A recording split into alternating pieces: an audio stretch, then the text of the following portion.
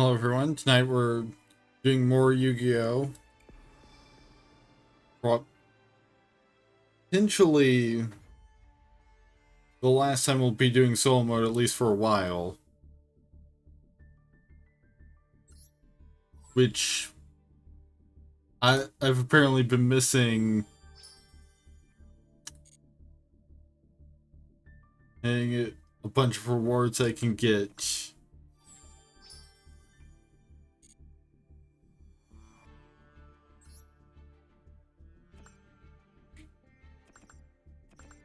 For completing missions.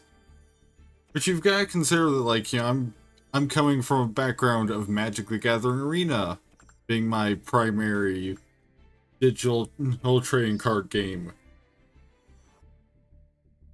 And that's a game where usually you don't get much in the way of rewards for playing by yourself. But apparently got almost 5,000 gems.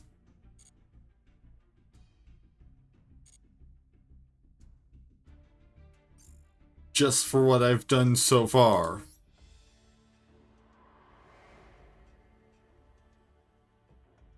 So that, I'm not completing all of solo mode yet. Because I'm mostly... Because as far as I can tell, the main thing the tutorials I've looked at have indicated is that you want to complete the tutorial plus dual strategy 1 and 2. Well, I think the tutorial I looked at is old enough that perhaps there wasn't a dual strategy 2 yet. Because it only seemed to just say dual strategy. But I've pretty much just got like 2 games. Two practice duels. Link monsters are generally link summoned into the extra monster zone, but you can also summon them to a main monster zone if a link monster is pointing to it with its link arrow. Now let's take a look at how you can take advantage of this to summon 2 or more link monsters to your field.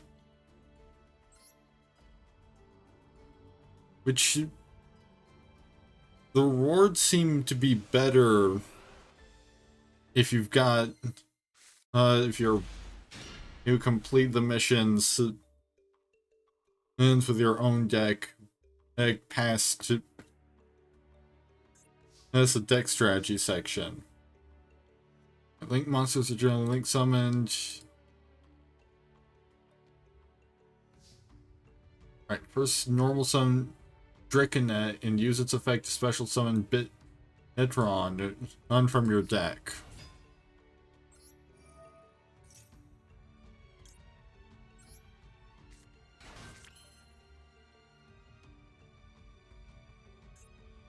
And then we summon Link Spider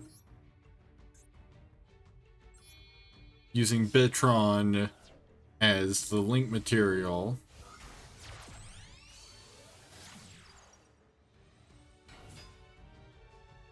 Create the effect of Link Spider and special summon Protron from your hand.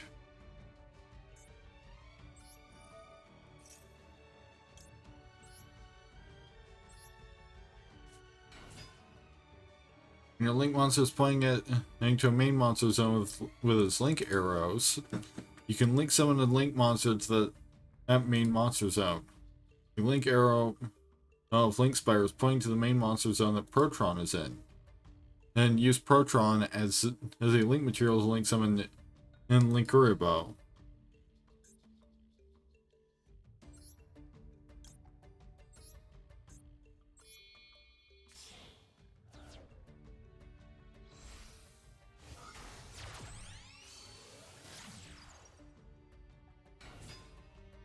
You've successfully link summoned a link monster to the main monster zone.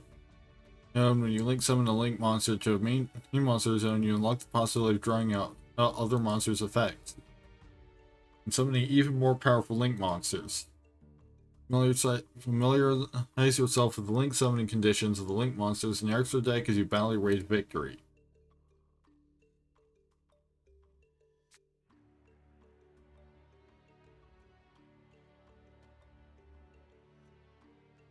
Apparently we can special summon and backup secretary.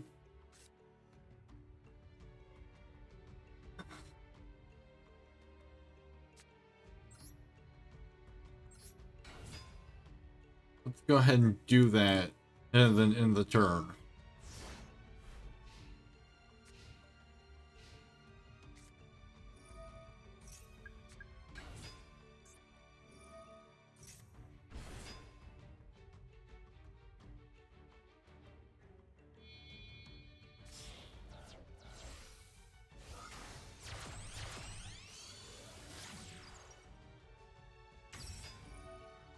So, I'm seeing a lot of stuff.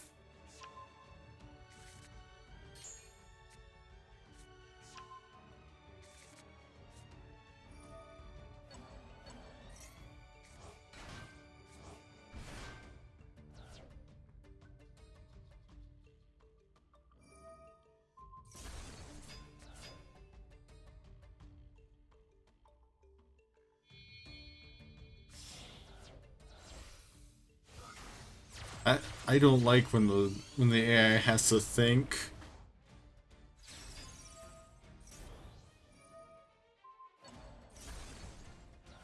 Because that means that it's doing some complex bullshit. When an opponent's monster declares an attack, you can attribute this card to, or change that opponent's monster's attack to 0 until the end of this turn. Yeah, sure, I'll do that.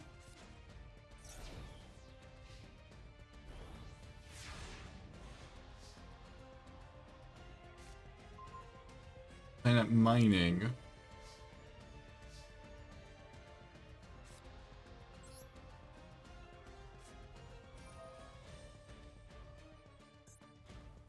Yeah, I'm gonna tribute backup secretary.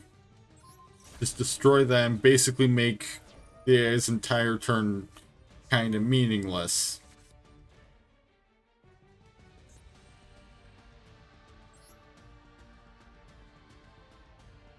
It looks like you've got a few things you can special summon. We can target the target monsters this card points to with card effects, and those monsters cannot be destroyed by battle. Oh, that sounds very good, although you have to get it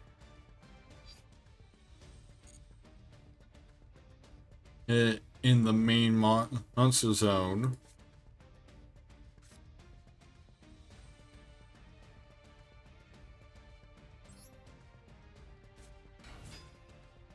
I can use Stack Reviver.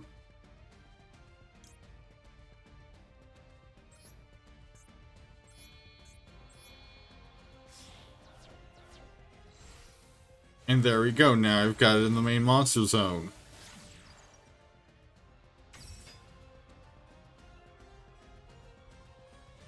And I can target one on the other level 4 or lower or Cyberus monster or my graveyard. Are those used as material for that link summon, special summon it in defense position. So I just get my Draconet back.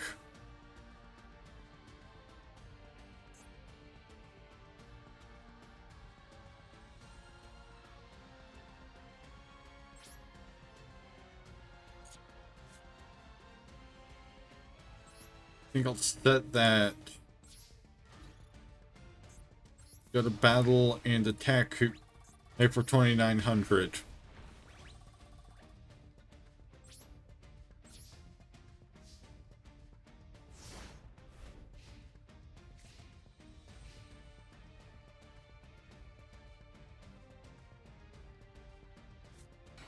Did they just like hand the AI too complex of a deck for it to handle or something? Because it's doing a lot more thinking than usual.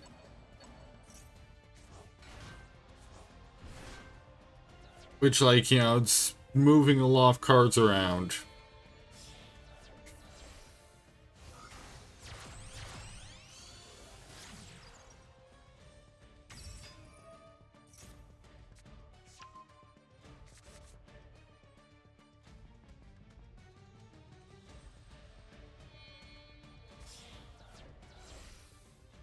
Yeah, it's also doing multiple link summons in a single turn.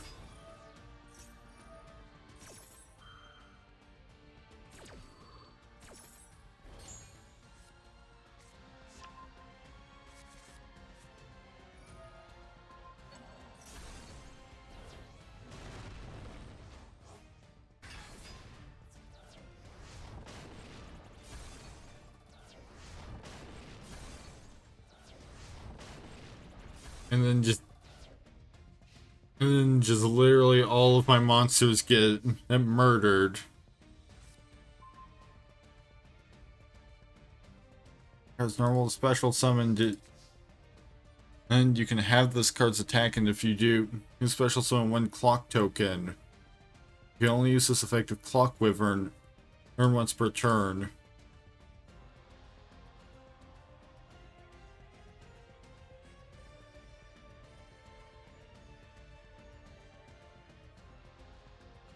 Let's see if there's anything useful I can summon from the extra deck.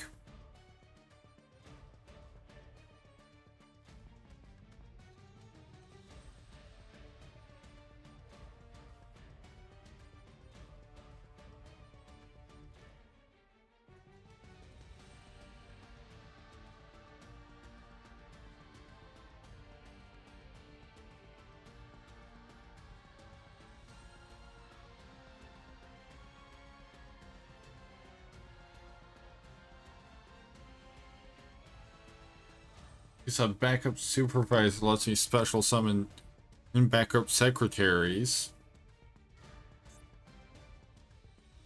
And send one card from my hand to the graveyard and add 1 level 4 lower Cyberse monster from your deck to your hand.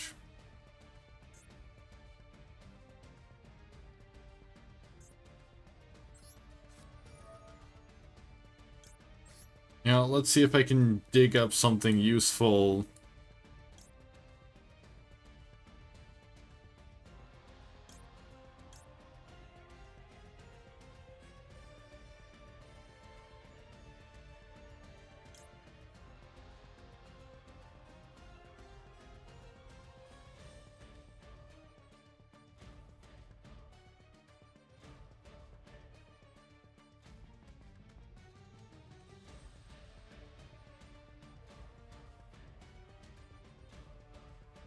Once per turn, quick effect, you return to the hand any number of Goki monsters you control that this card points to, then enter the same number face up no cards your opponent controls.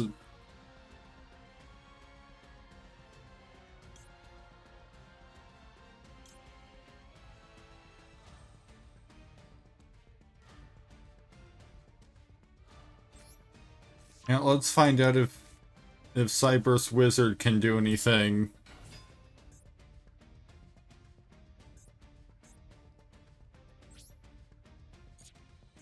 It cannot because I can't actually activate the effect at all.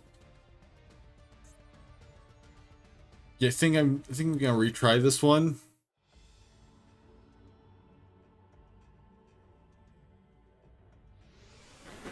Because like I made a crucial misstep somewhere.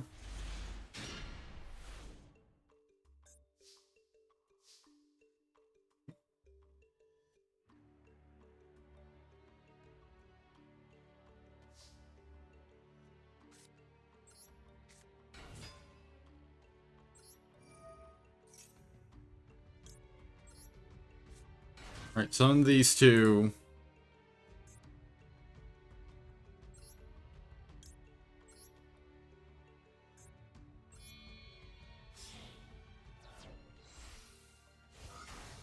So will then let me summon Link Spider.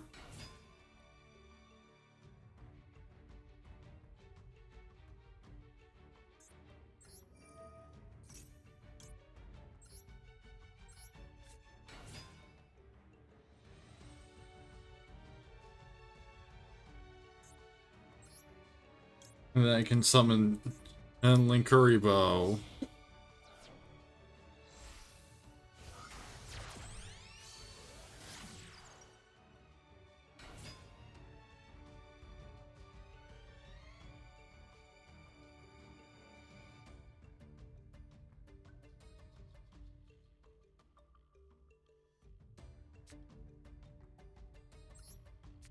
think I'll set that. Special summon and backup secretary into the turn.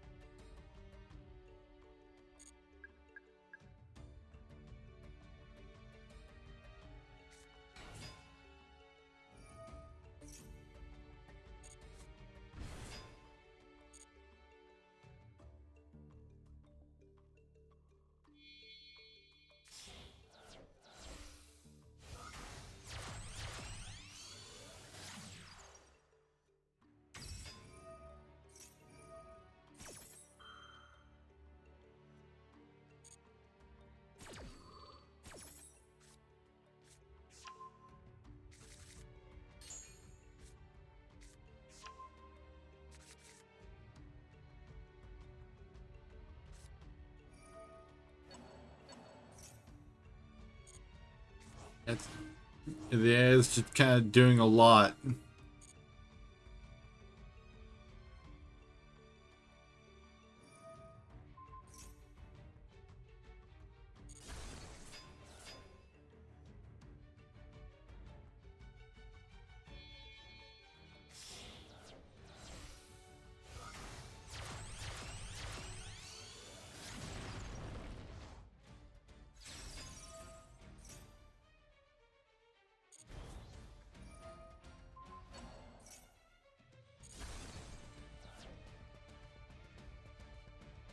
I understand basically none of it.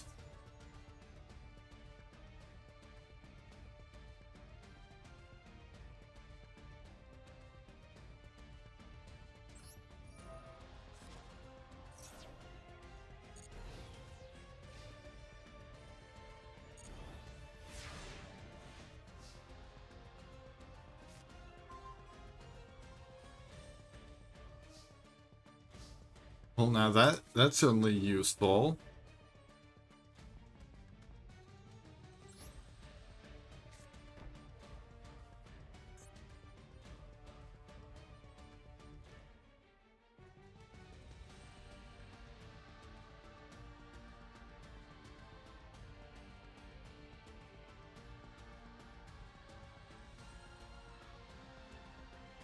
So Honeybot.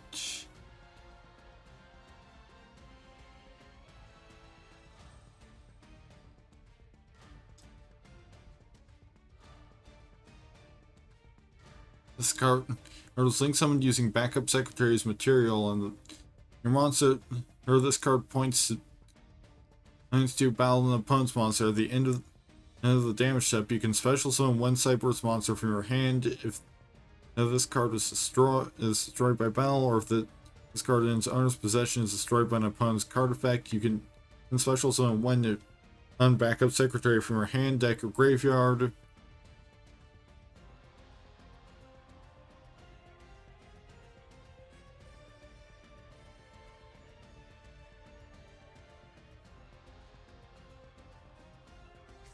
I think maybe we normal summon Stack Reviver.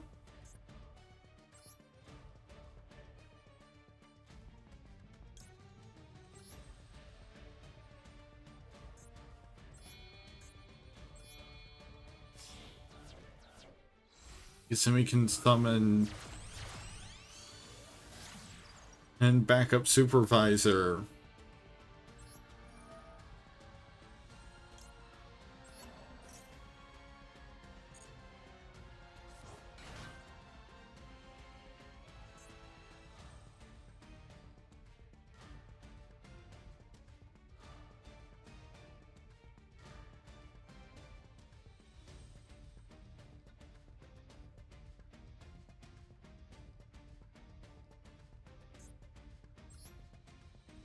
We can also potentially back up some of the, potentially summon something even more impressive.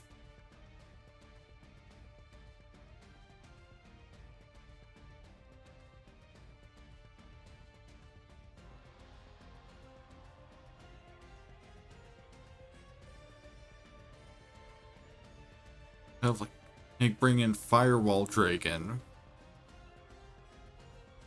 And you can target monsters on the field and your graveyard up to the number of monsters co-linked to this card. Or return them to the hand. If a monster this card points to is destroyed by a battle or sent to the graveyard, you can special summon one Cyberus monster from your hand. You can only use each effective Firewall Dragon once per turn.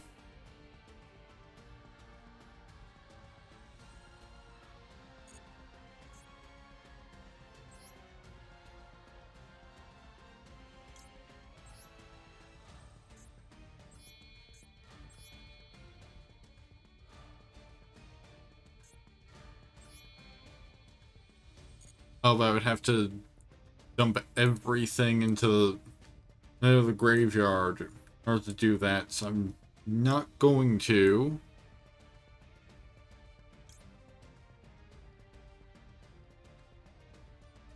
And this card's name becomes Decode Talker.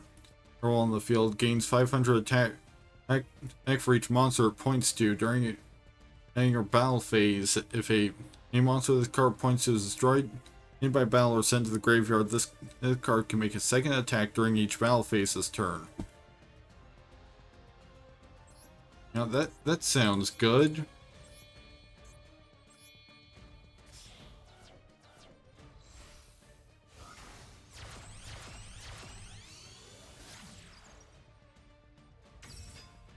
Except I messed up because it doesn't point to anything.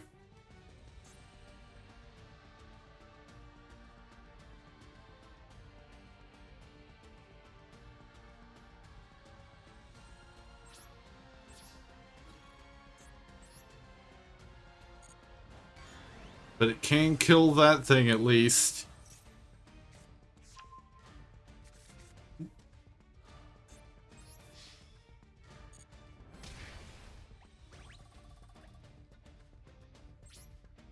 So we are making progress.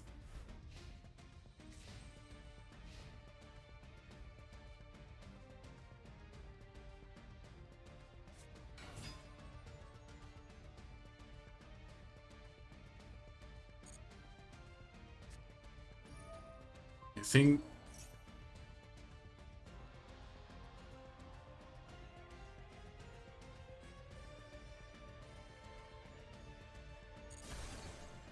I'm probably gonna do is,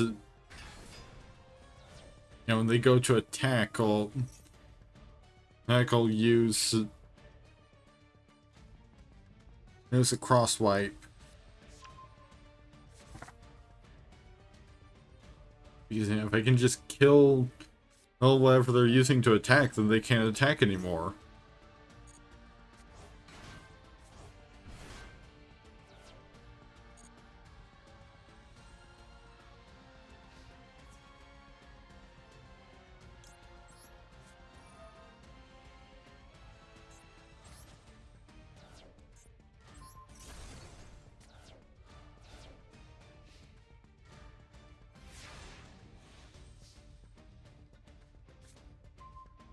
Leotron. I can just normal summon Leotron.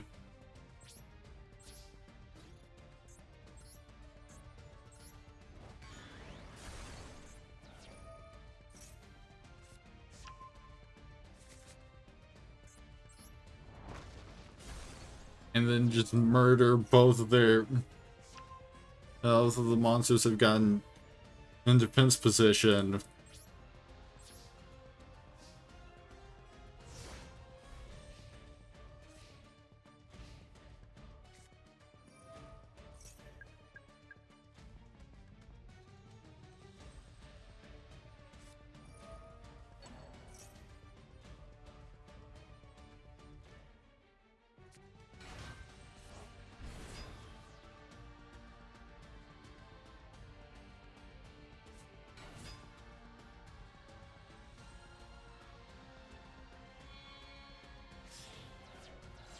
Link summoning again.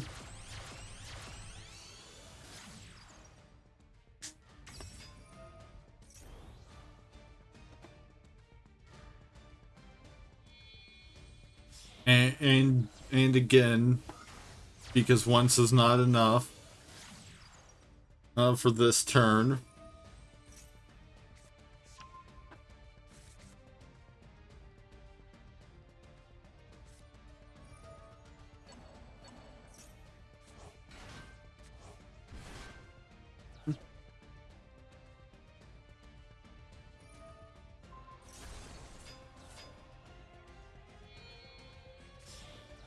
I gotta do a third link summon.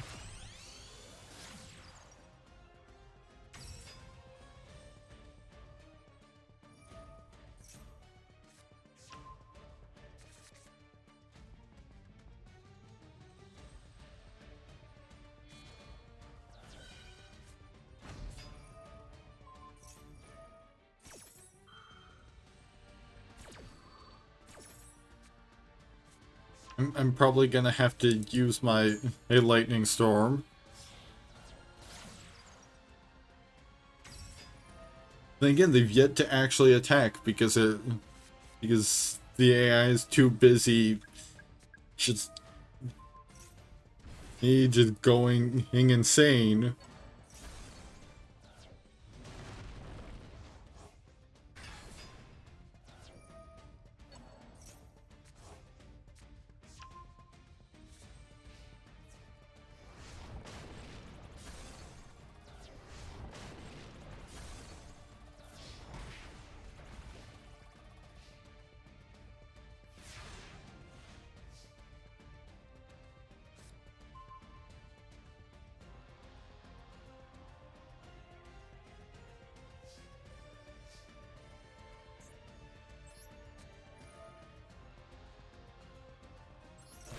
And just gonna lightning storm just destroy all of those monsters.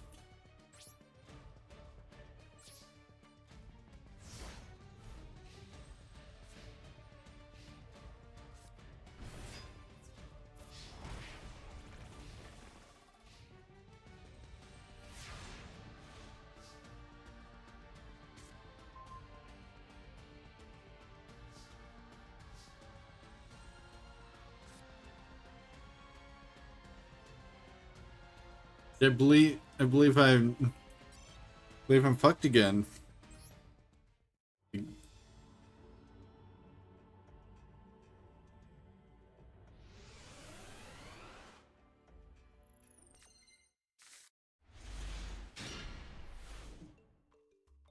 Like there's something that I'm not getting, and it's probably the entire mess that is my opponent's deck.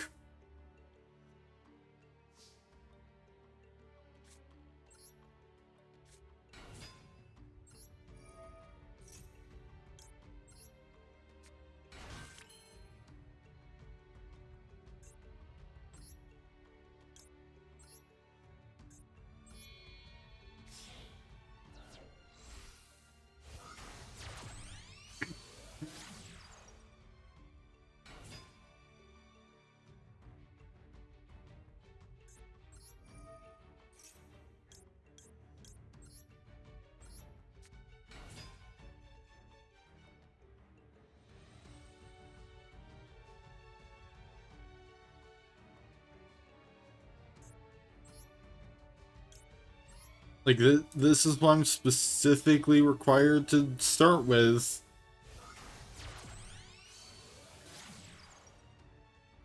I'm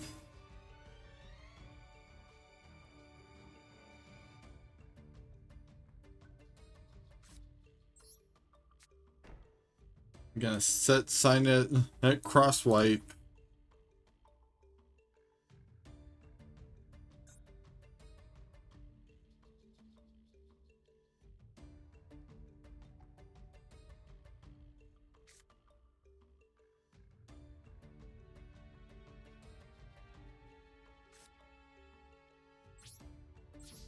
And then I'm gonna end the turn.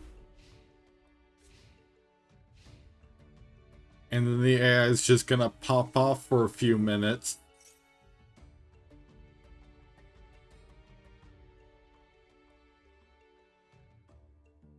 Actually, let's see what all does this do? For Goki, main monster destroys an opponent's monster by a battle. Remove one counter from this card once per turn. At the end of the battle phase of the last of these counters has been removed this way. You can special summon as many Goki monsters as possible with different names for your hand and/or deck, and then place 3 counters on this card. You know, I think I might want to not have them do that. Like, I think there's stuff that they're doing that I don't understand with that card.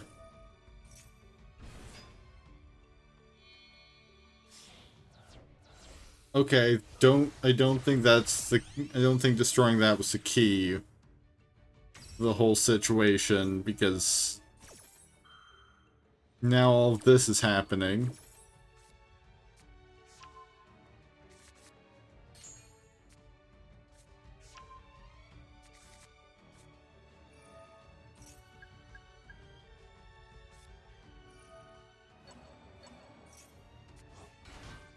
And yeah, they're just doing Goki a cage match again.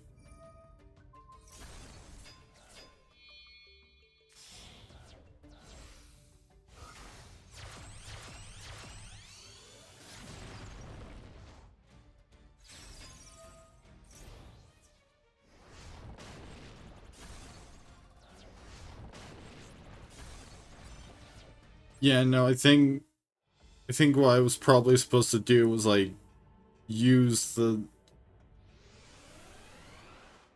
destruction spell to kill that.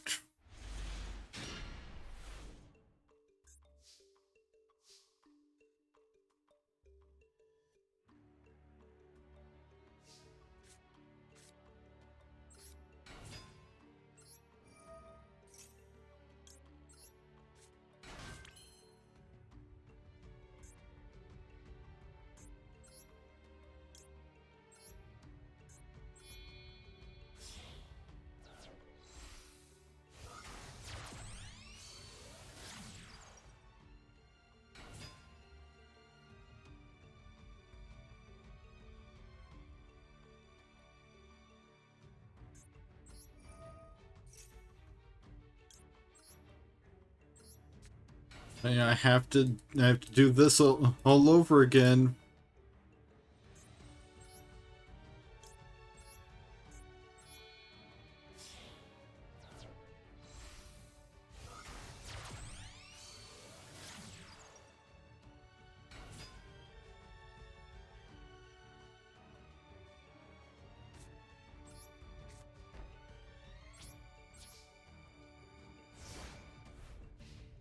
Right now to watch all that bullshit happen again.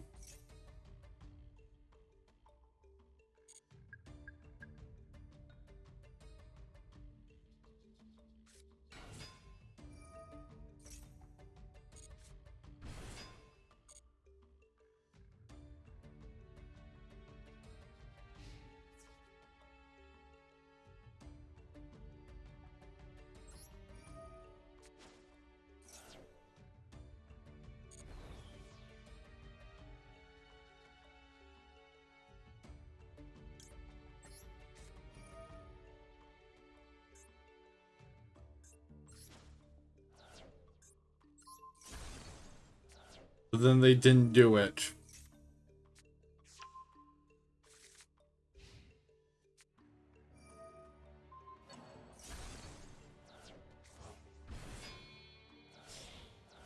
Now they're doing it. Now, of course, now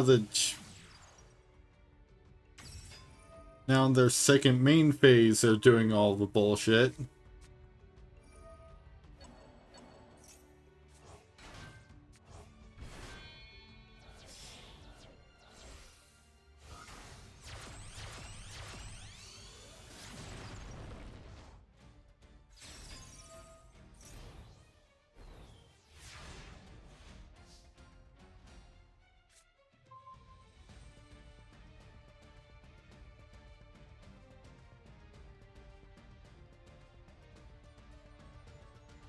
Oh, this is gonna be good.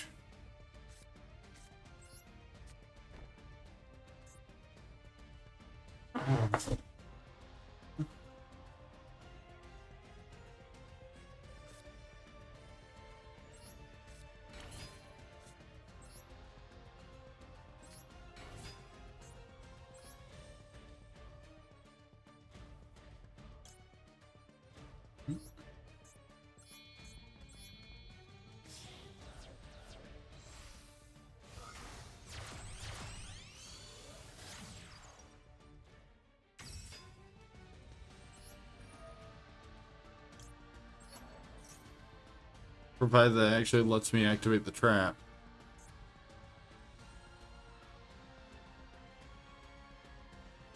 Yeah, it didn't let me activate the trap because I made some kind of boneheaded mistake. About like a basic rule of the game somewhere.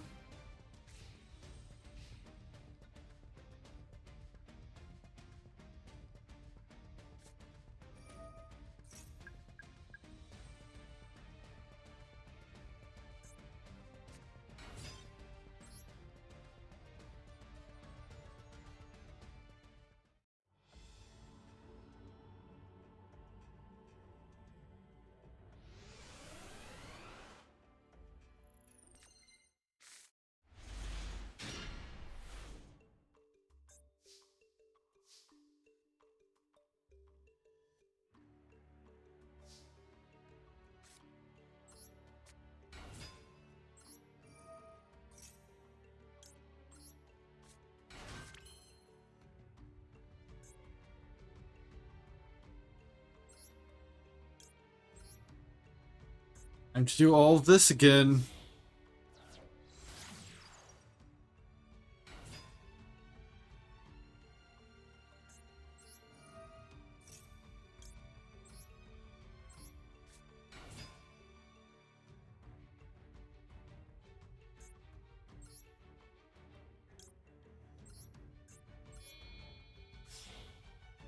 You know, this totally reasonable and winnable duel.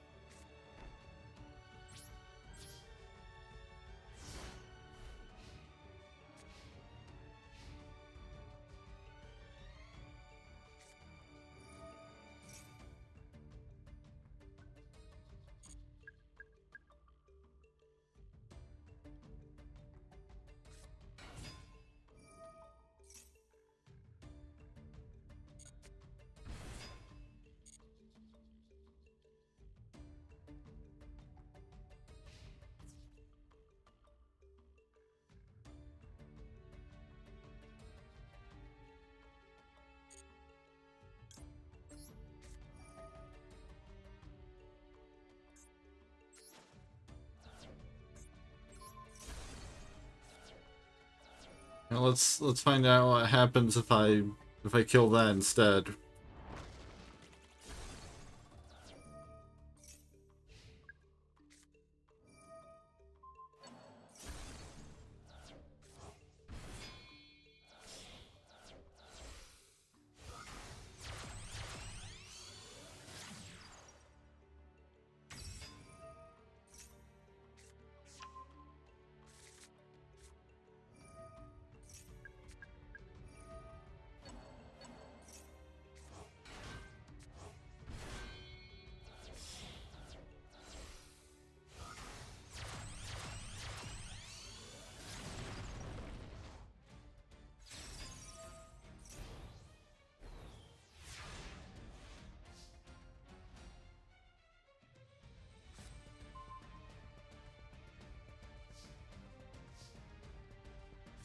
Finally, an actual good card hard to play.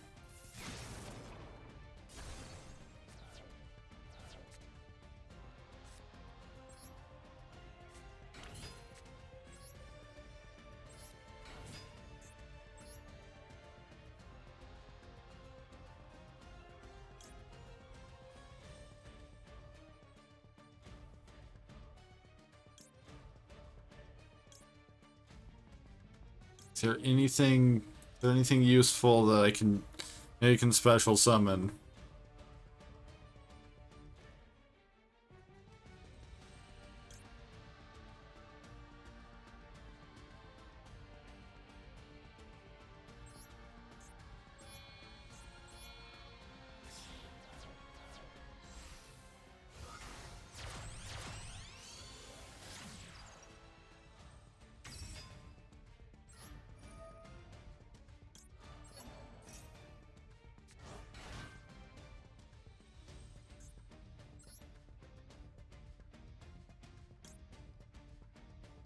Either player can target monsters this card points to with card effects and the...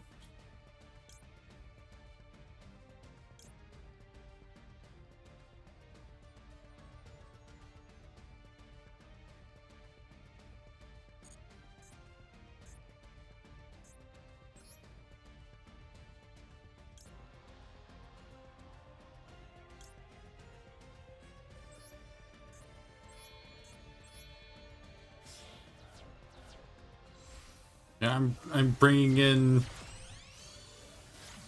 in Code Talker.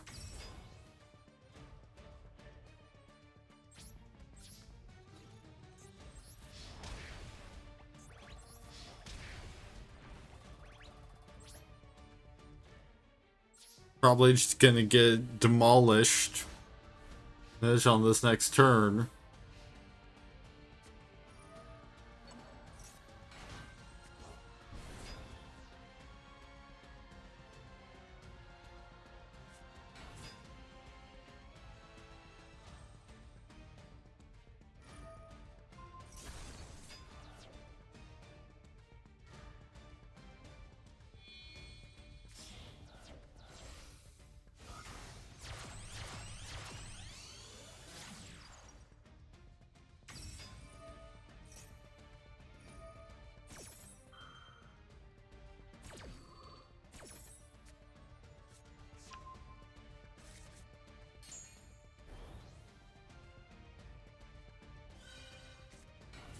Well, maybe I'll at least draw like a lightning storm or something.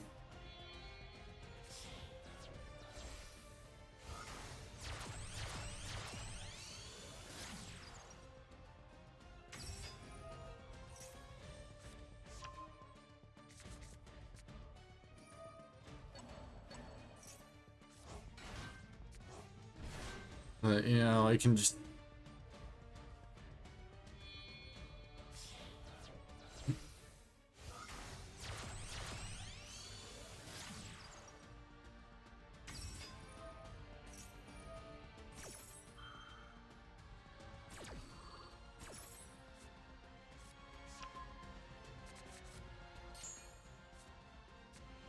Like honestly, this seems... This is just kind of ridiculous.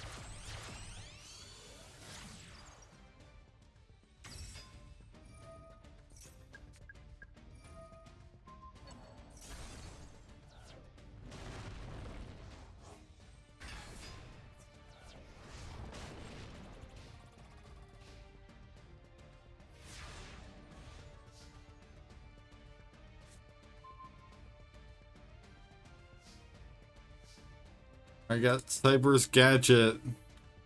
When this card is normal summoned, you can target one level 2 or lower monster in your graveyard, special summon it in defense position, but its effects are negated. This card is sent from the field to the graveyard. You can special summon one gadget token.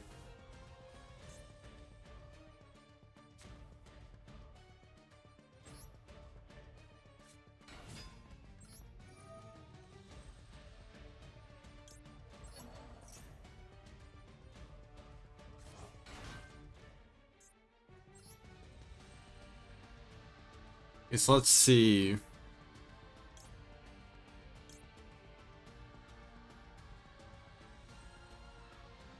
Target one Cyber's monster in your graveyard, special summon it in defense position, but negate its effects. Also, you cannot special summon monsters for the rest of this turn, except Cyber's monsters. Okay, so that's a non-issue then, and because pretty much everything in this deck is a Cyber's monster.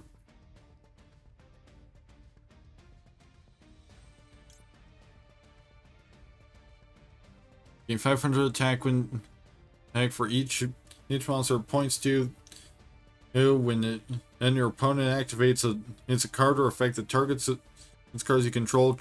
Hold quick effect. You contribute one monster this card points to, negate the activation. If you do, destroy that card.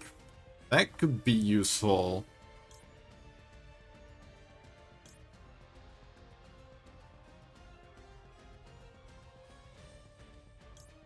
I think most of what they're doing is just attacking.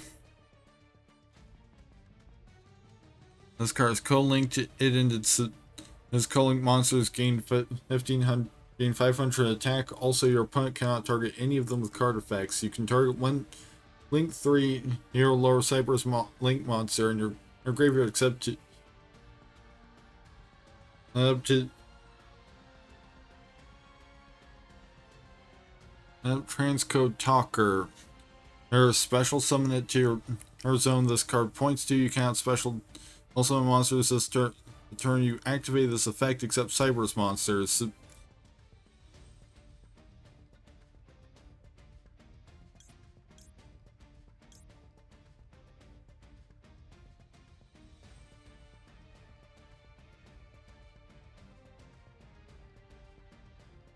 think maybe while we went to Cypress Enchanter.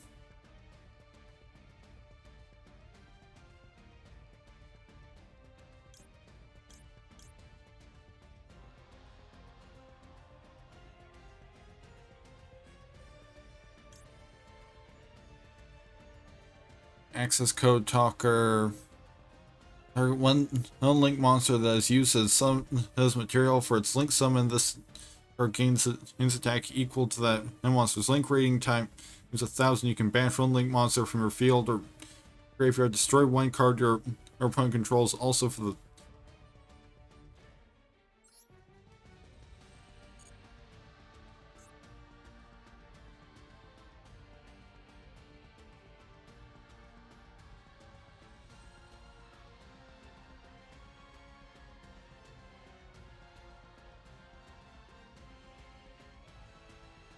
yeah, that seems very good right now. Let's go for that.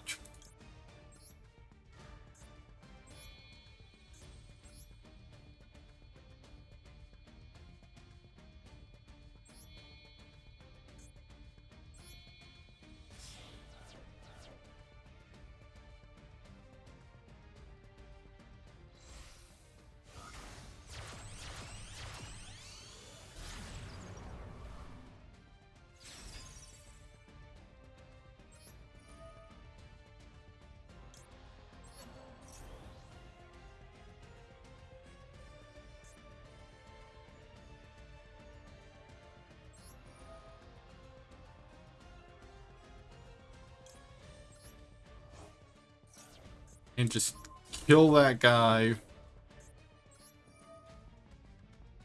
Oh, and then I can do it again? That is fantastic.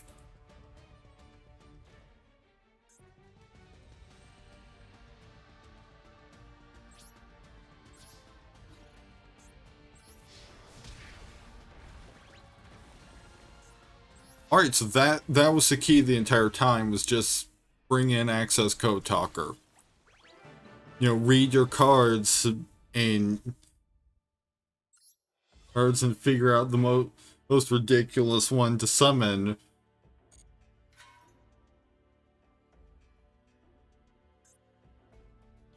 Link monsters' link arrows may influence a duel in various ways. Link monsters' effect or other effects can apply to link monsters may use words like pointing to or co-linked. Let's take a look at what they mean and learn how to draw out the full potential of your cards.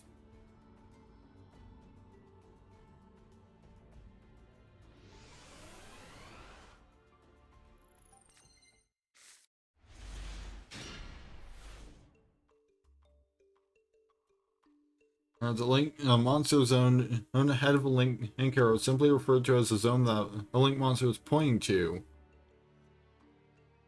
You may encounter various card effects that allow you to special summon monster to a zone that a link monster is pointing to. You know, if a link monster is pointing to another monster, then the two monsters are linked.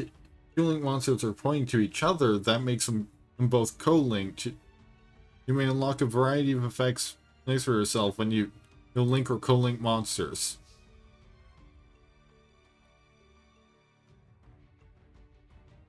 First normal summon appliance or socket troll. Socket roll, however it's pronounced. The effect of appliance or copy buckle while in your hand and special summon it.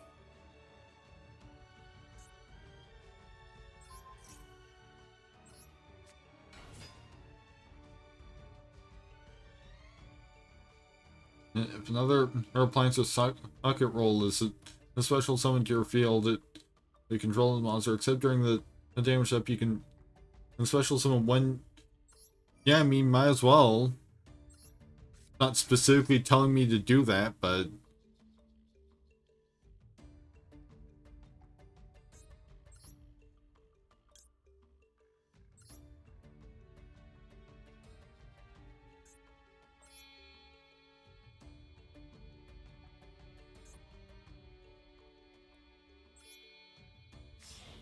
okay, so I guess I did have to do that specifically.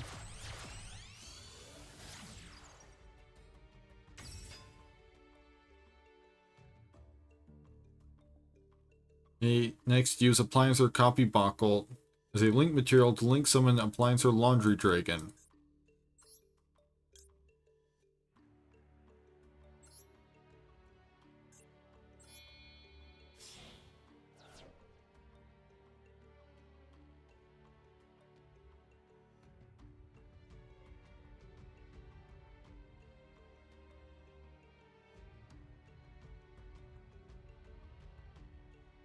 I think it's supposed to go down here because that way they'll be co-linked. Take a look at what's currently on the field. Appliance of Ultipus is currently in the extra monster zone with its link arrow pointing to the main monster zone that Appliance or Laundry Dragon is in. We're looking the other way. Appliance or Laundry Dragon is in a main monster zone that Appliance or Ultipus is pointing to. Now Appliance or Ultipus and Appliance or Laundry Dragon are linked. When monsters are linked, it means a link monster is currently pointing to another monster. Both the link monster and the other monster is pointing to are considered linked. Link arrows are a very unique feature of link monsters, as that contains many link monsters with a range of different effects. You know the specific effects they have and the conditions for activating them as you battle your way to victory.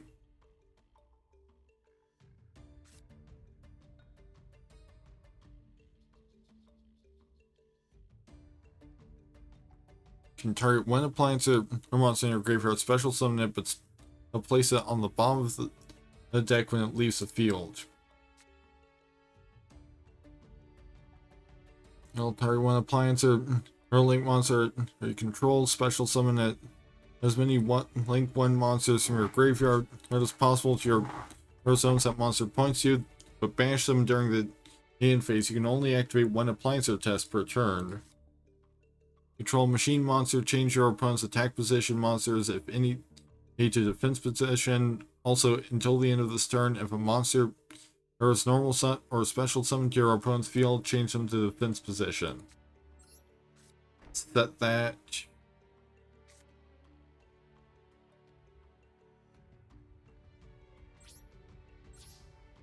And end the turn.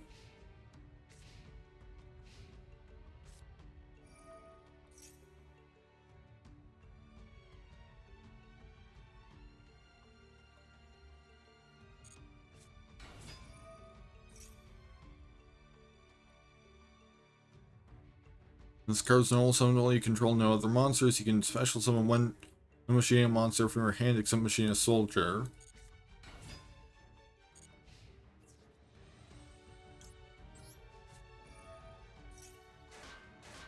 Alright, you can use Pulse Mines to turn them all defense mode whenever they attack.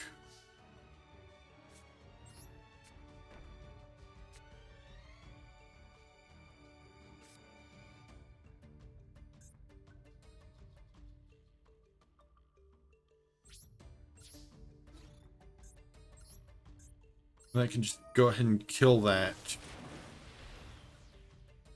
The effective appliance of Laundry Dragon once per turn after damage calculation. If this calling card battles an opponent's monster, you can banish that opponent's monster. Sure. Just banish that sucker immediately.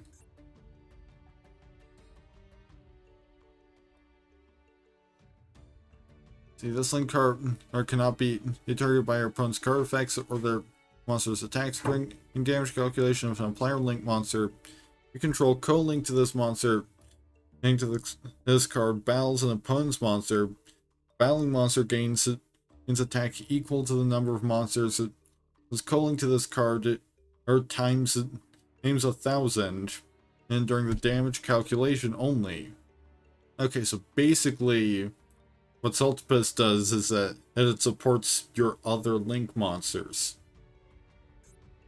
We do have something that can be used, that we can then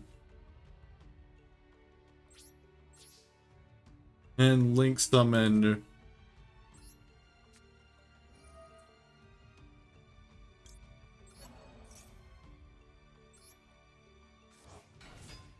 in this spot right here.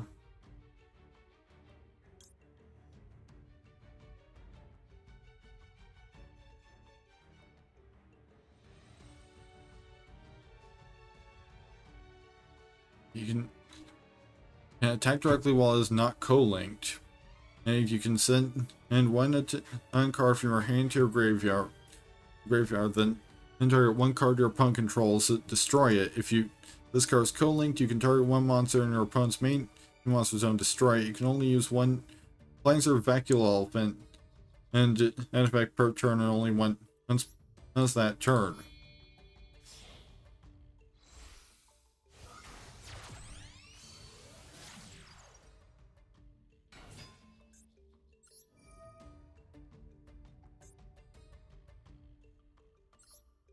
So we can just go ahead and kill that guy without having to expend a card from our hand because they're co-linked.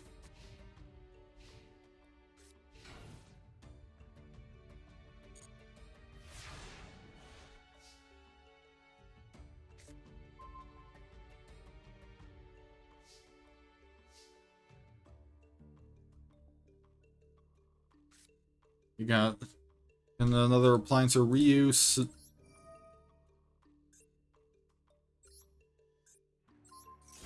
Just gonna kill that. Go to battle.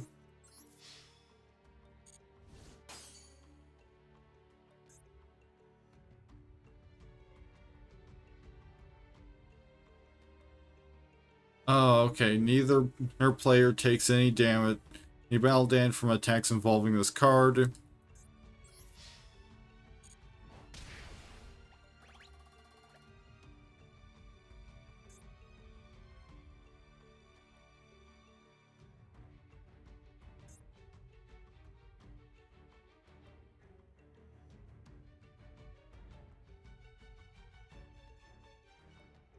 And that effect only applies when battling an opponent's monsters. I probably should have just let that thing live.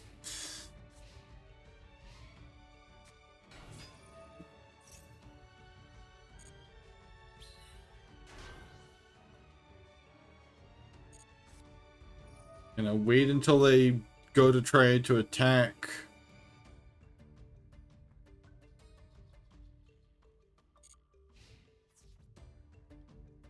And then activate 8 Pulse Mines.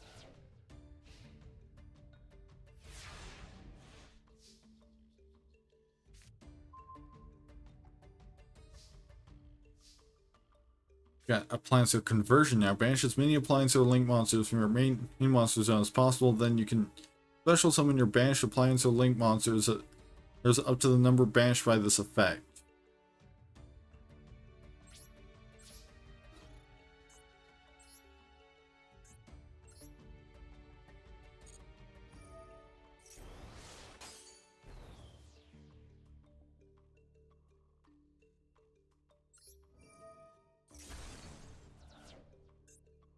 Okay, I'm not entirely sure what happened there, but I was able to...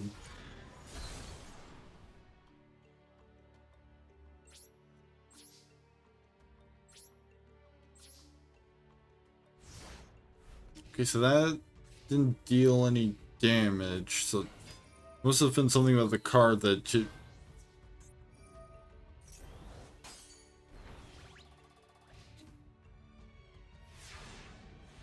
Or that stopped it from doing anything.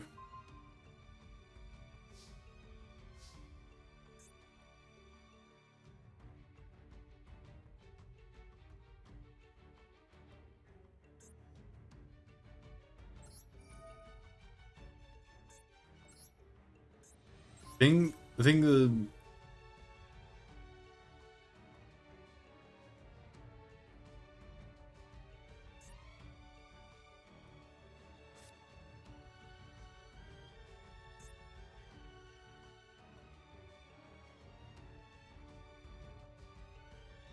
you control a token, this card cannot be destroyed by battle or card effects. Okay.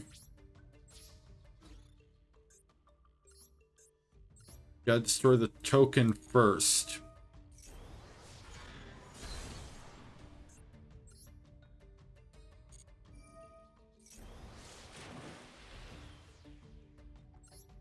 Yeah, sure. Or I'll banish it on top of killing it.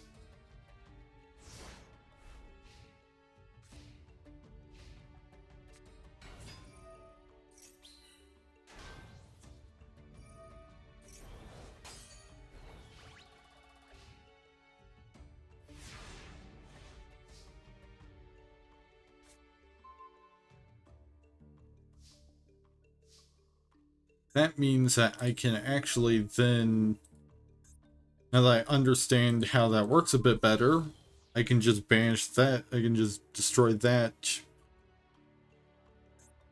And with the with vacuum weapons ability.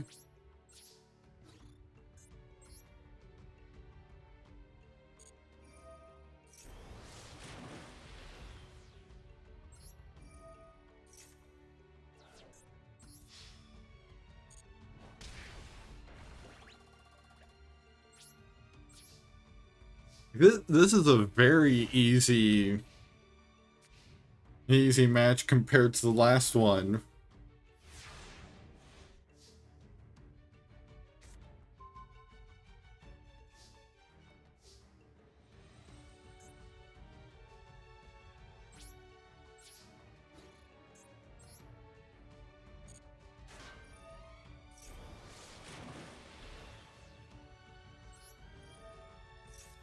Like, I'm just banishing... I'm literally just doing the same thing every turn. And I'm winning.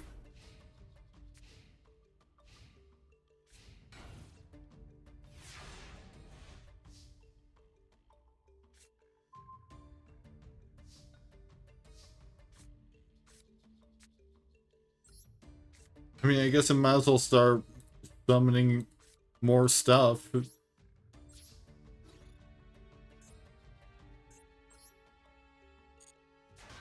know, get a bit of extra damage going.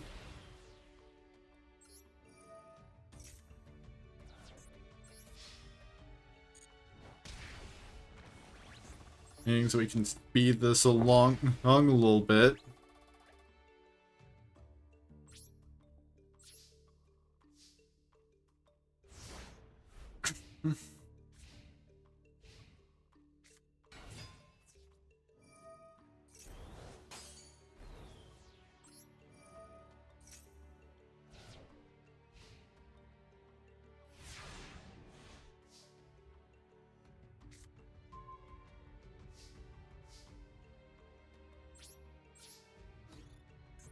Yeah, I'm just gonna deal the finishing blow with Mecha Bunny.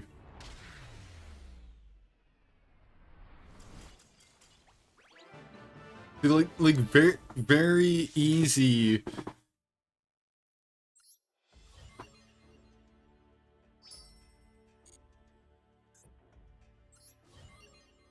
And there we go, we've completed dual strategy 2.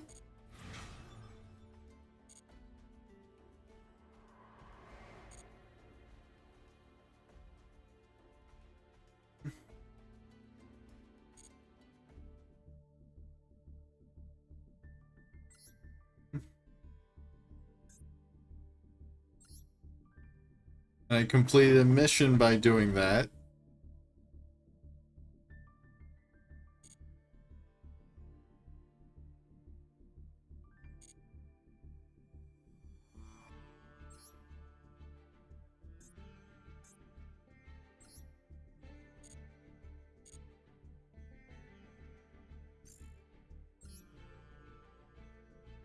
And so now it's time for shopping.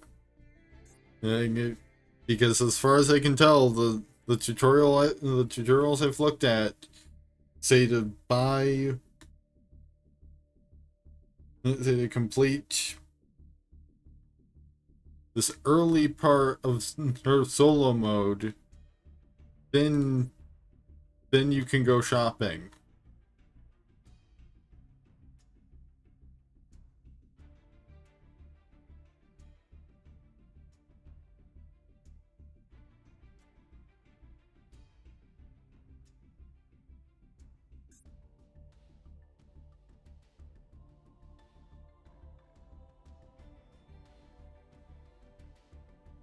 Okay, so some of these are apparently new after the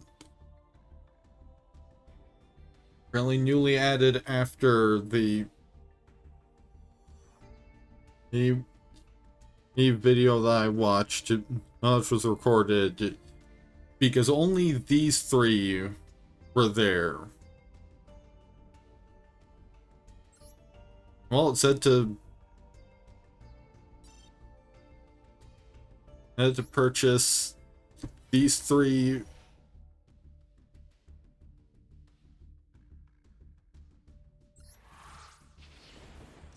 Alright, so we're doing pack openings now, I guess. Because I guess I can't just have the packs sit in my inventory.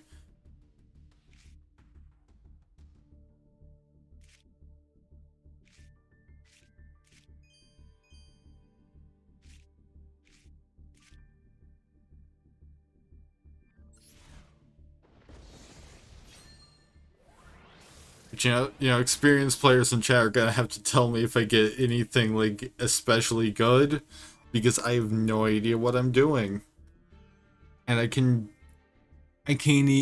even hardly read at the size that.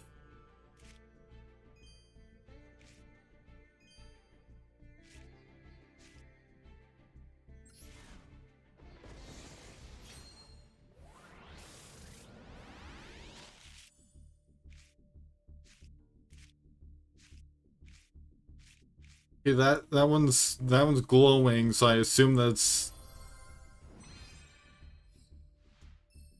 okay. Hey, yeah, that's an ultra rare. I've been told. Oh, that must be why I was glowing, to indicate, hey, this is extra special.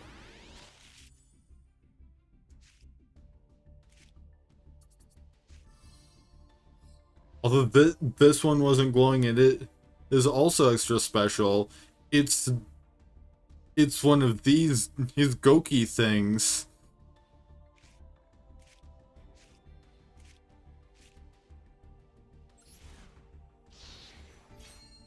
Maybe the deck I should build is Goki.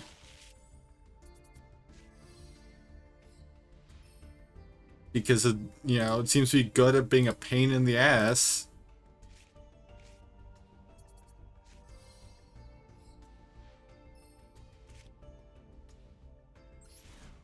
As I have access to the relevant secret pack.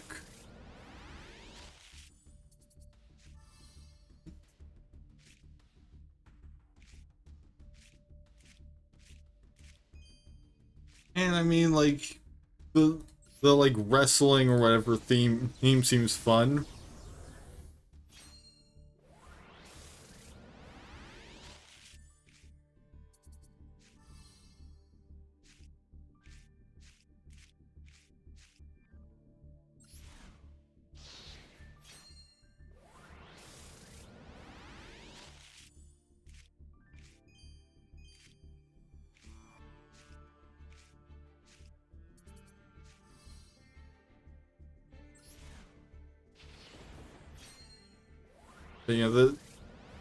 But, there's just so much.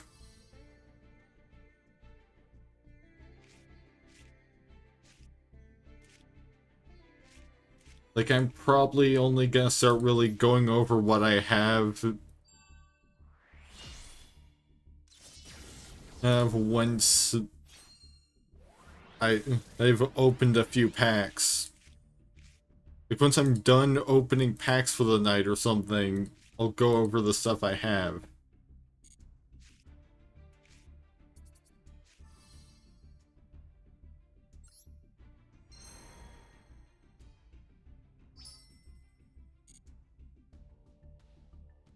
Yeah, I now have access to the Guardian of Kings, 3-strike success, Spiritual Mastery, and Glory of Wings in secret card packs.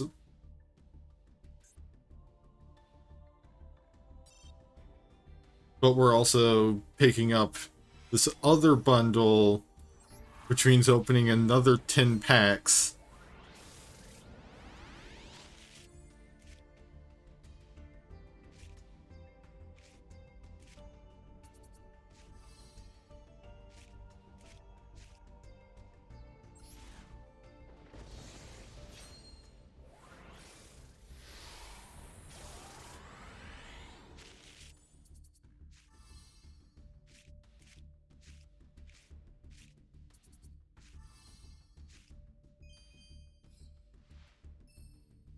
You got another secret pack unlocked.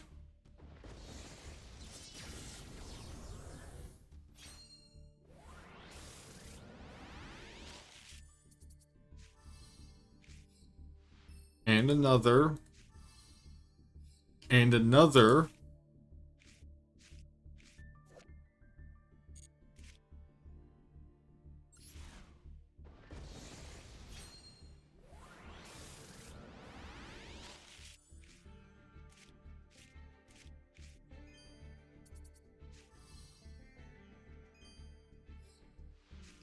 Alright, that's four from just 4 packs so far. Well, for a total of 8 from 14 packs at this point.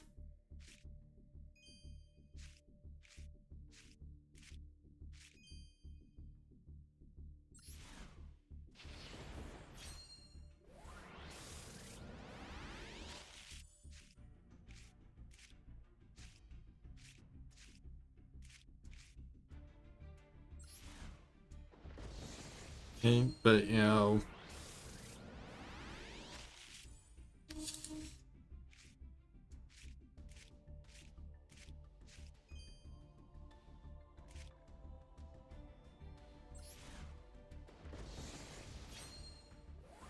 that definitely got some interesting names like Performer Pal, Little Friend Donkey.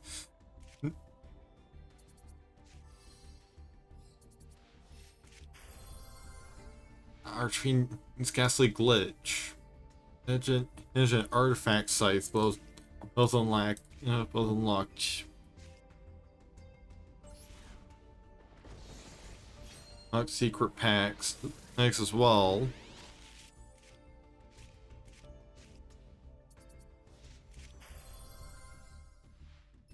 And Sword Soul Grandmaster Chi Zhao.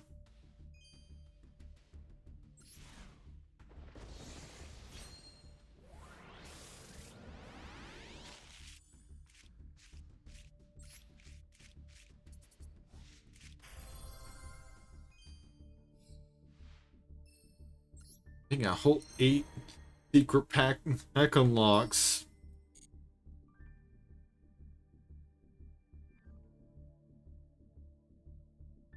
I will be right back.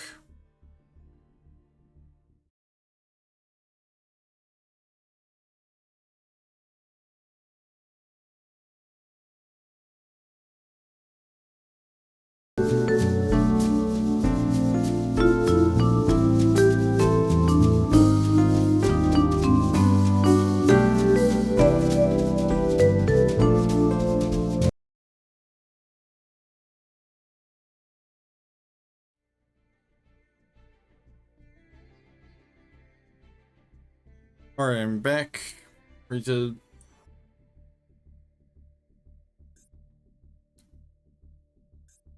continue opening packs.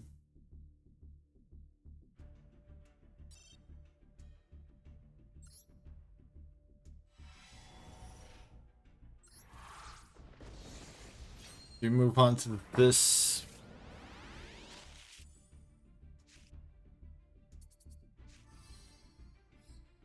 We've got another secret pack. 2 more even. Oh, I clicked the skip button by mistake now. Hey, I've got 2, 3, 4, 5, 6, 7, 8, 9 more secret card packs I can get.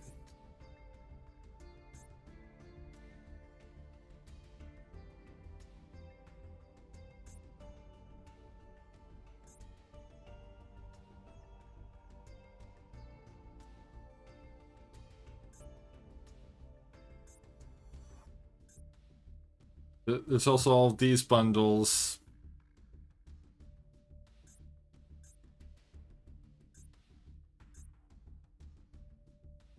Which, I mean, I've got a lot of it.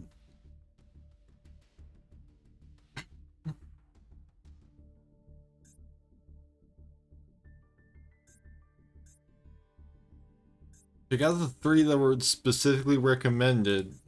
But I mean, I think the tutorial might be a little old. Because none of these other bundles were a thing. Hang in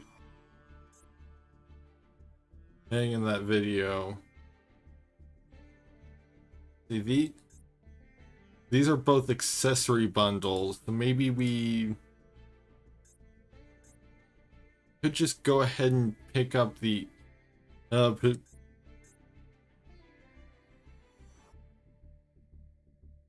will effectively amount to another 30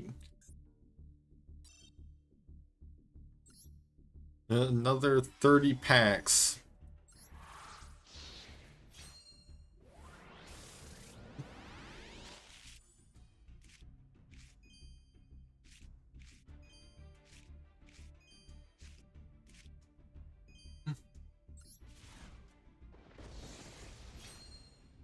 Next, and just go ahead and pick up the remaining 10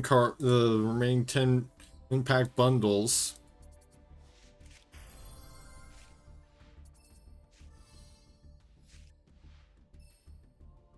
Well, also, I kind of wonder if I should have just waited.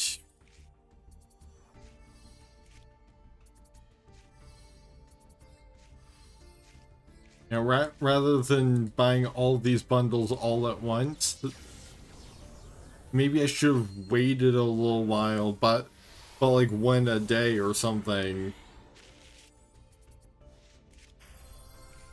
Because that way I won't have all of these different secret packs all expiring at roughly the same time.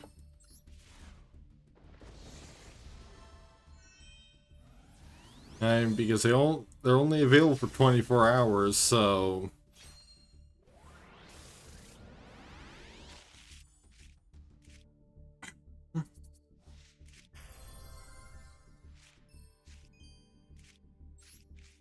I can do appliancer stuff now.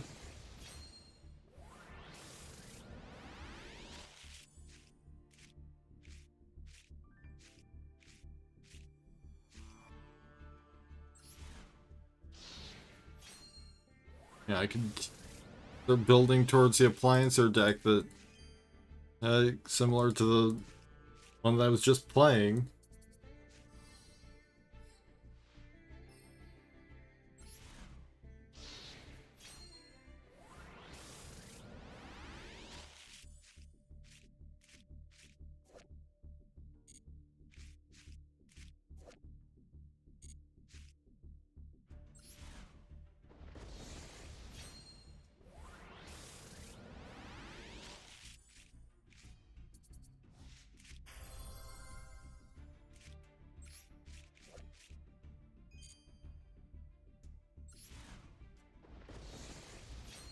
That's the last of his bundle.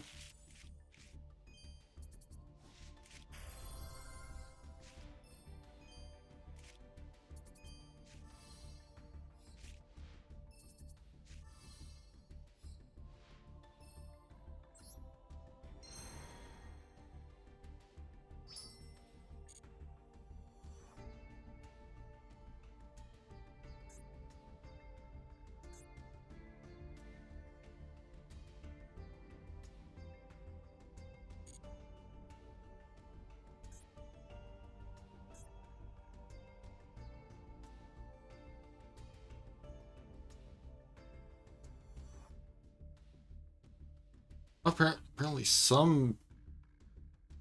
I think these might be...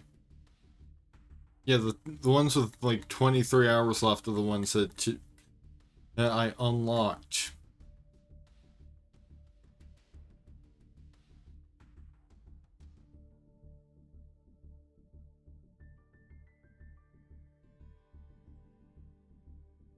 Whereas these are maybe some kind of like promotion or something.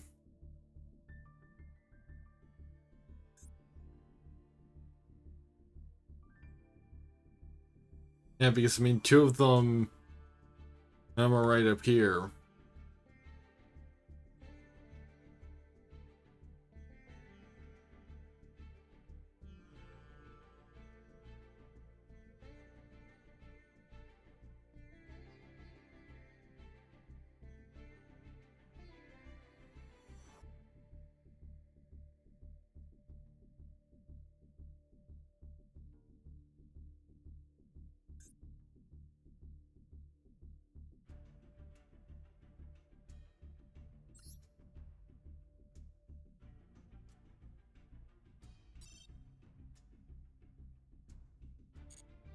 Hmm.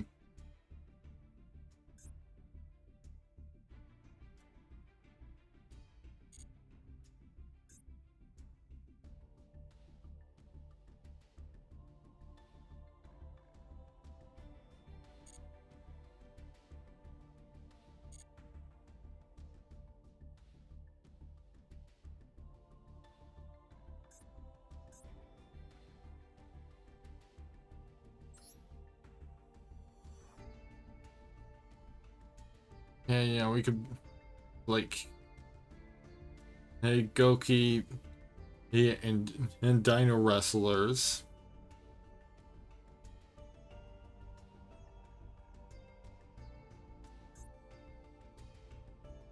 Necrovalian Gravekeeper, Familiar Possessed and Charmers, Harpy Lady and Harpy's Hunting Ground,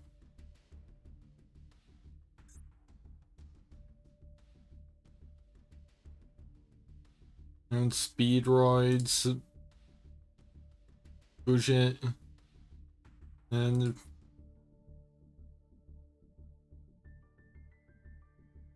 Artifacts, Eggs and Guardians.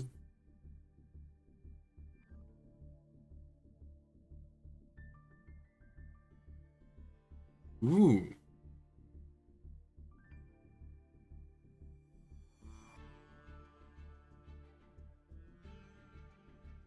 Well, I think with the cryptid theme, he was a little interesting.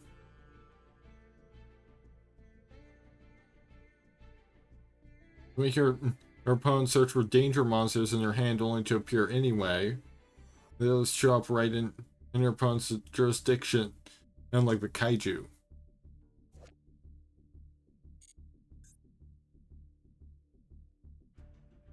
We got Dream Mirrors.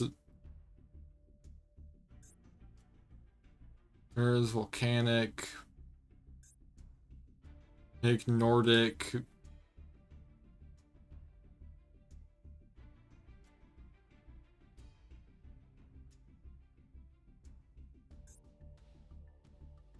Mountain Boxers and Heroics.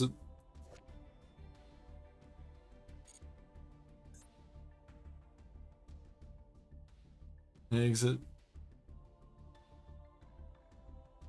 Number Monsters. There's Trickstars.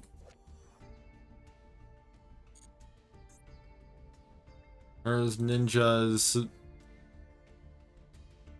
There's Undead.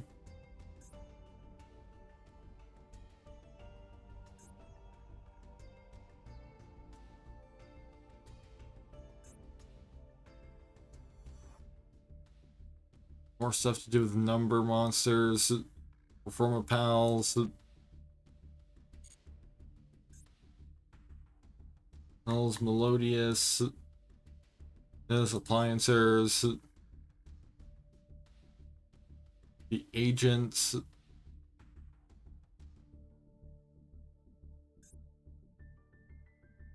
And wind up monsters. There's Brotherhood of the Fire Fist. There's Arrow Mage.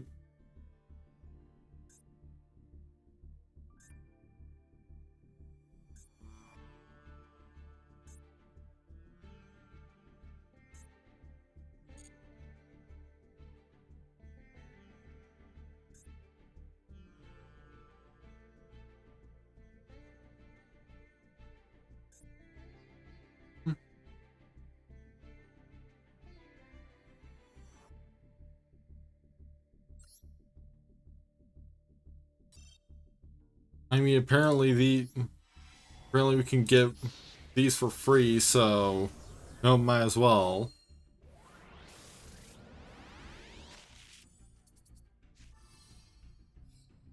And that's yet another secret pack.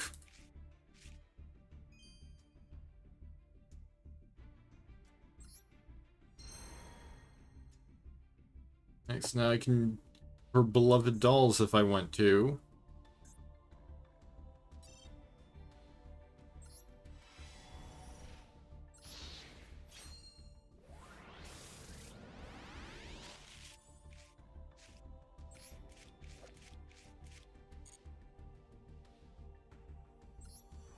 That didn't get me any secret packs though. Oh, and then we can do one free pull of this as well.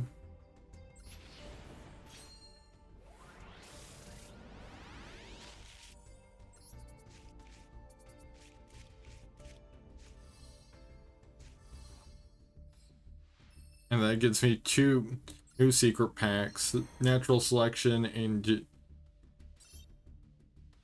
Magnificence.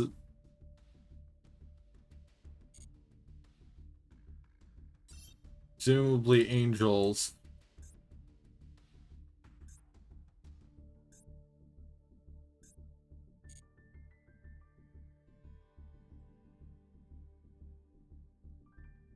You know, all three of these will be available for like an entire month. And still, whereas the rest of them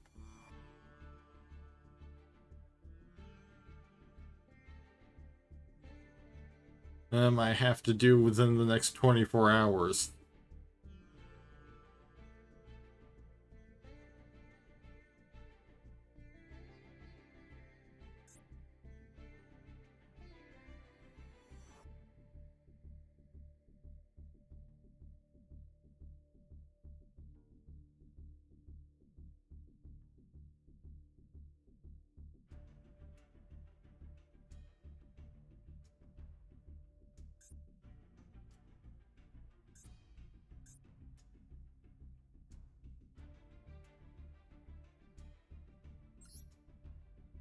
Let's see.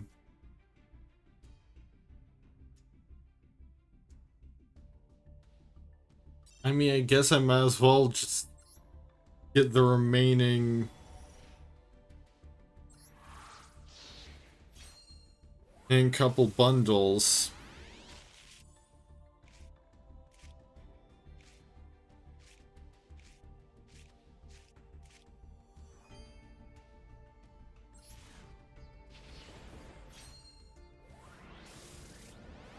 At this point, you know, who knows? Most of all, get much in the way of additional whole secret pack unlocks, just because I've unlocked so many already.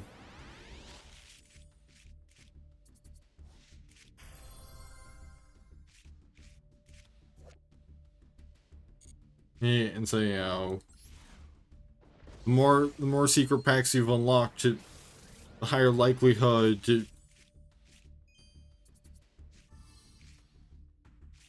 that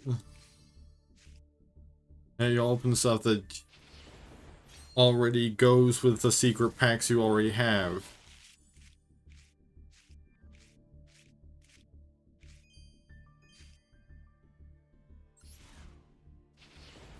Like so far, I've not unlocked any secret packs from this set of 10.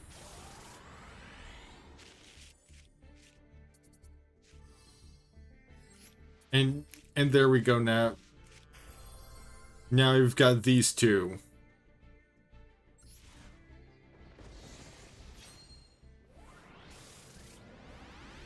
It just adds the long list of options.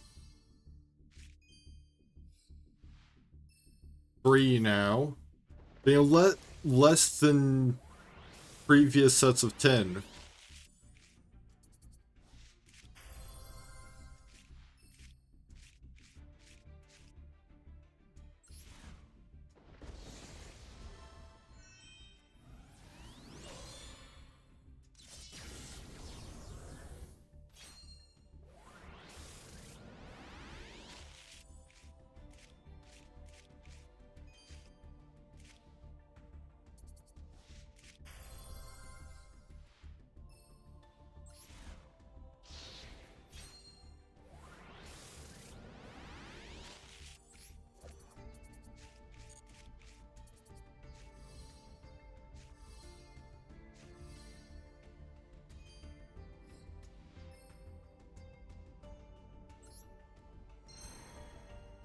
Yep, I found new card packs.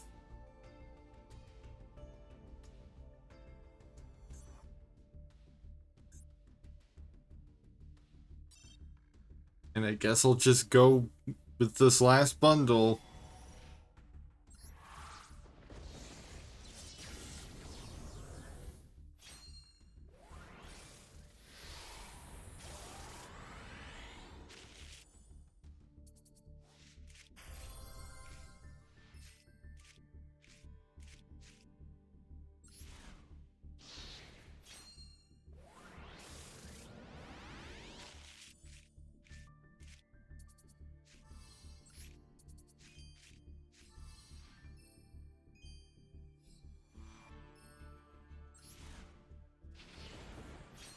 And still getting more secret packs.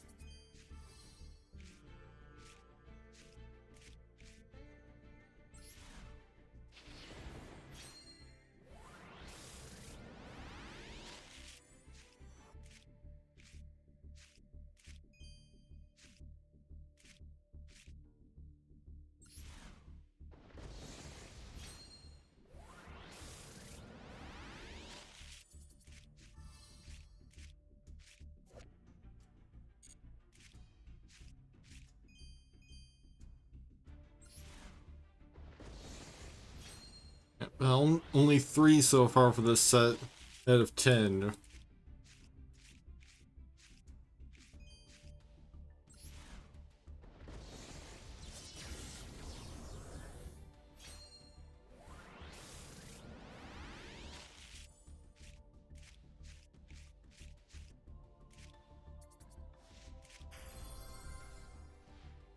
Now 4.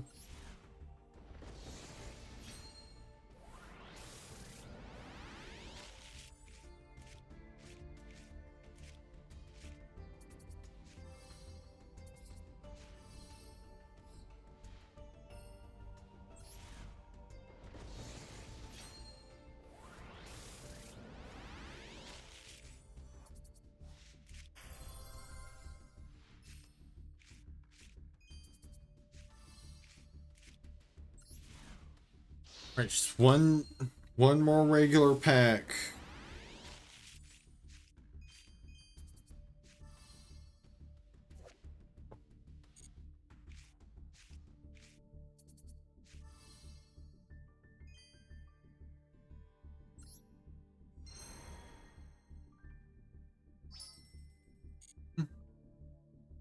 Alright, now I've got another 7.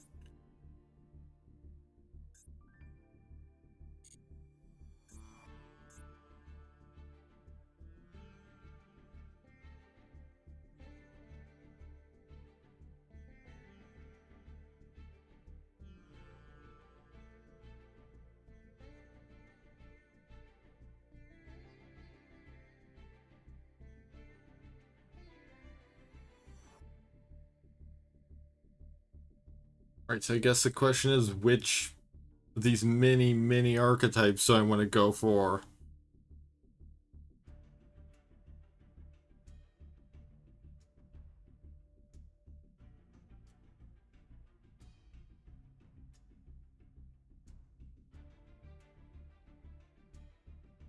I wonder. Just like a quiz that I could take.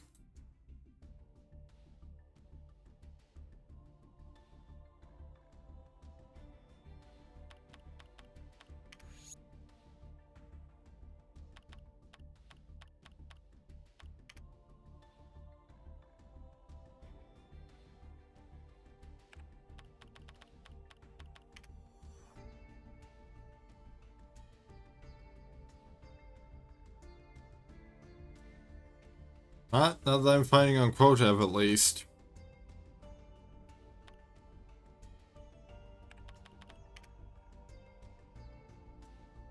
Okay, here we go. We've got something.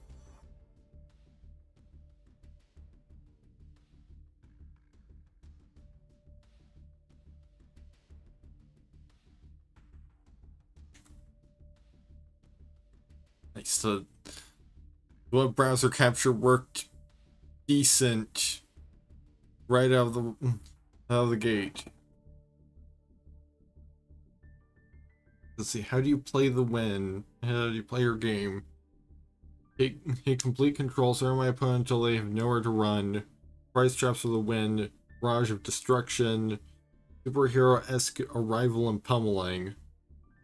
Making it slow and methodical.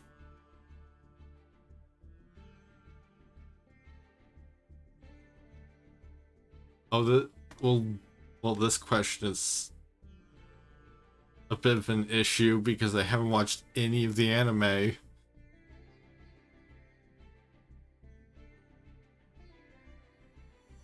Now, let's see if there are any other options.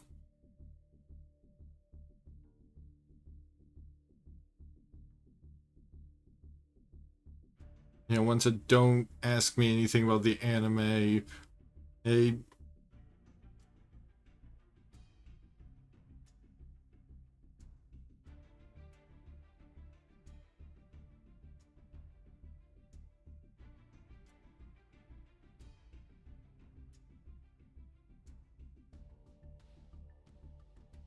alright, here we go. What Yu-Gi-Oh deck type is right for you?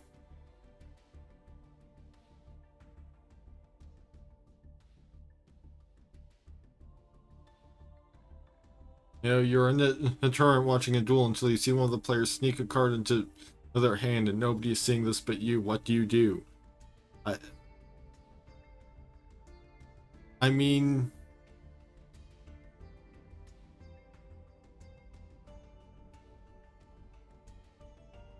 You know, if the integrity of the tournament's off, then what's the point? You're in a duel and your opponent plays a card you never heard before that says that the player using it wins. What do you do?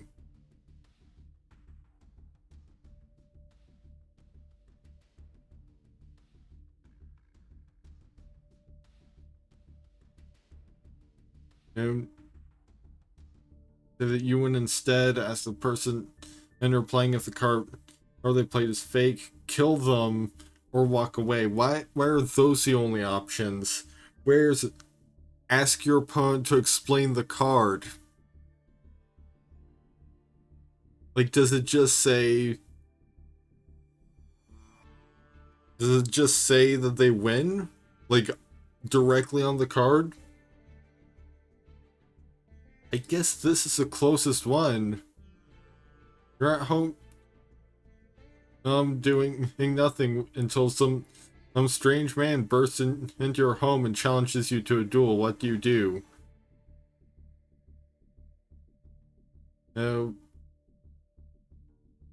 I mean, that seems like the obvious option. Walking to the store for some new cards, but when you get to the store, you see everyone there has a duel disc like the anime does, and you see a huge sign saying half price for every item. What do you do?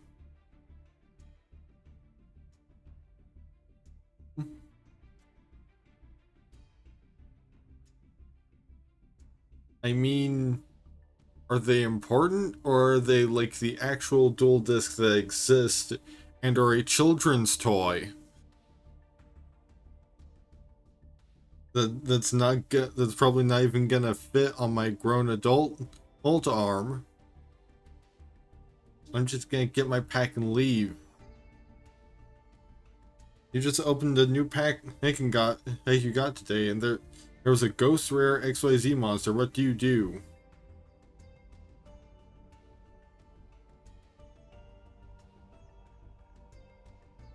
You know, be right back.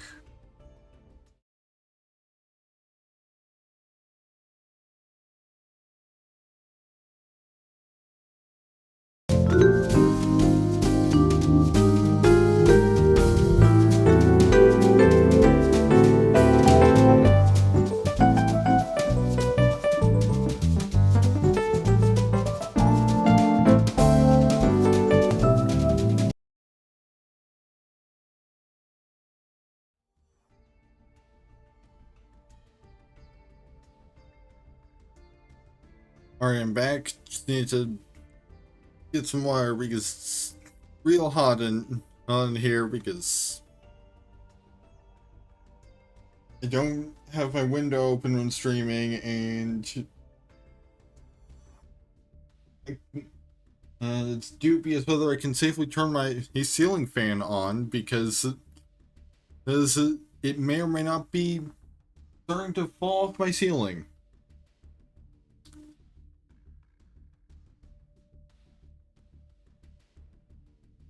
And you opened your pet. You got a ghost rare XYZ monster.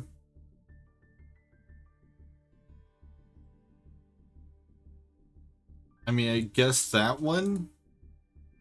That's probably at least the first thing I would do. You know, if it's something impressive.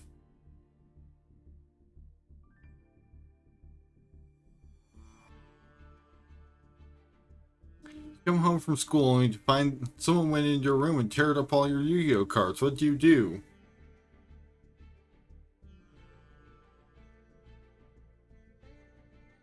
You know, we can take food from the church across the street. Not gonna do that because, like, unless like the needy people at the church did this, as there's no reason to take it out on them.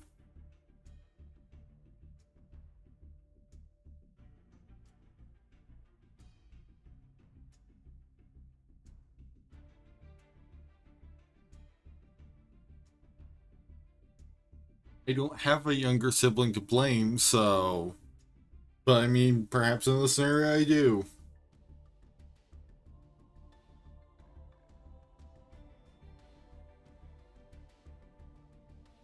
Whether or not I would cry depends partly on how invested I am at that point, I guess.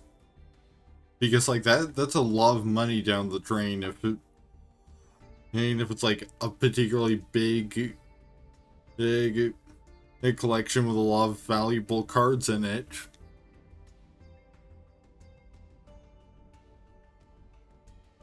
Not knowing the full details, I guess ask a friend. You're at least 40 now, at home doing nothing until some old person comes in and challenges you to a duel. Oh, what do you do?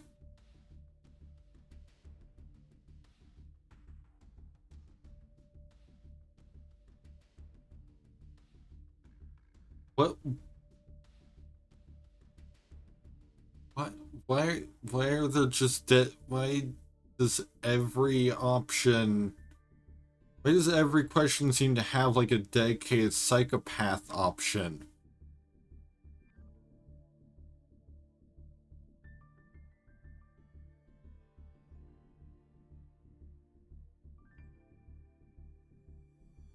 You know, I would ask them what it's like to still play Yu-Gi-Oh at the age of 40 plus.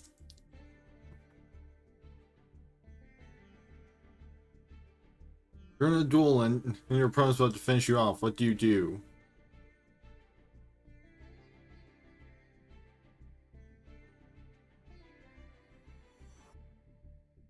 I mean, honestly, that's usually been my reaction when... I mean, that was pretty much my reaction when... And that AI was just popping off. Last question. Just thank you. Actually, this is the last question. What type of deck do you think is best for you? That's why I'm here. Elemental Hero. But then again, there's only like it's gonna be like I think the only way they could really you could really do a good quiz like this is if you could narrow down like a set of broad categories of archetypes, and then that might be too broad because there's just so many. Now let's see what Cards Realm has to offer. What matters when you choose your deck?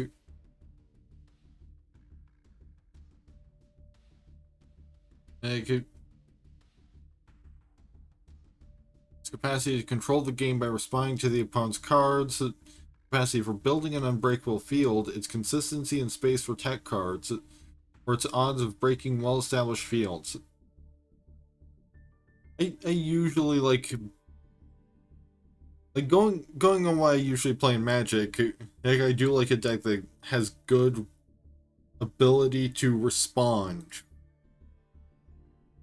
Your opponent won, good interaction. Your opponent won the dice and chose to go first. How do you feel about it?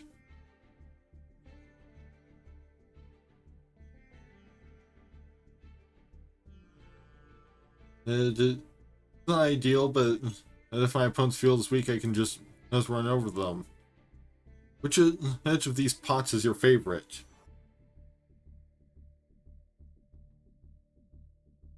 I'd use them according to my deck's synergy.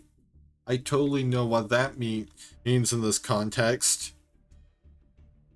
Which one of his cards scares you the most? Called by the Grave, Dark Ruler No More, Lightning Storm, or Magic Cylinder? Oh, there's no option for the dull parts to genuinely unsettled me. When I watched a few episodes of the anime years and years ago. It's probably Lightning Storm. I'm not even entirely sure if I know what most of these others do. Would you rather have fast duels or do you prefer longer games?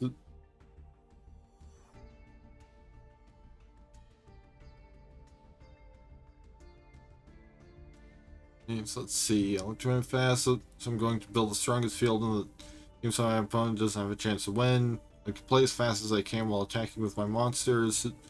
Try to grind them, but I'll be aggressive the first chance I get. I guess maybe that one? These phrases is closest to what you would say. For now, I'll play alone. From now on, I'll play alone. Here's the combo. Got an answer to anything you play, or I won. I like a good combo. Best defense in Yu-Gi-Oh! Is floodgates and instant counter traps, hand traps, generic negates, or attacking. I mean, I've heard those words tossed around on occasion. Okay, so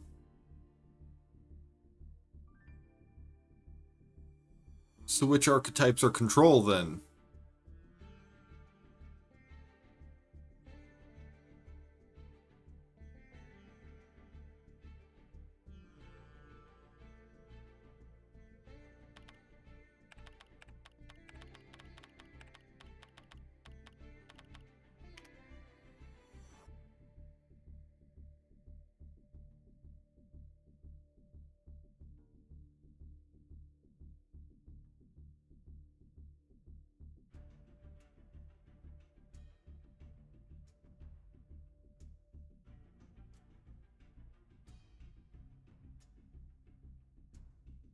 It's just so much.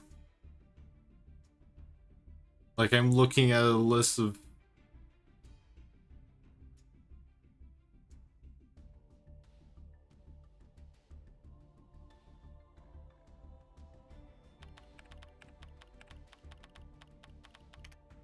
There's of different decks, and it's just so much.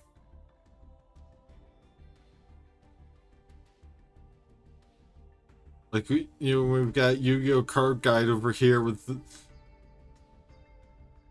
the card list for over 300 Yu-Gi-Oh archetypes.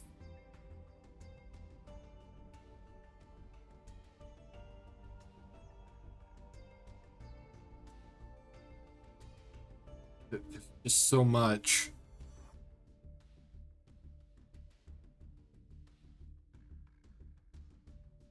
Like, it's probably easiest to narrow it down to just the ones I have secret packs for, but also there's still a lot.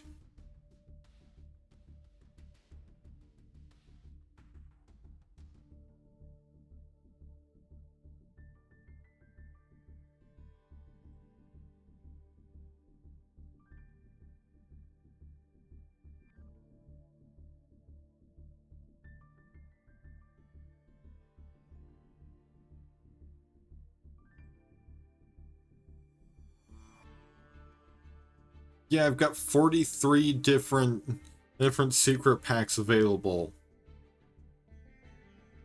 I think I made a mistake by opening, 60 packs all in rapid succession.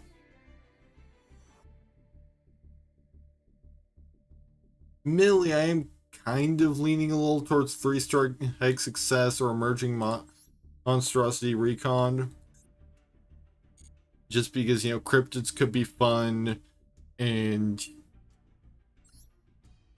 Goki, he beat my ass multiple times.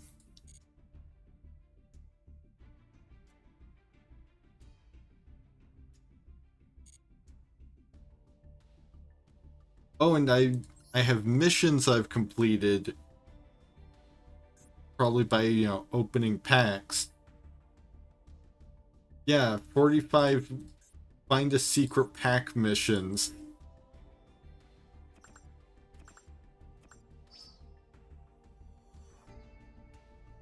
And then be 1,700 gems.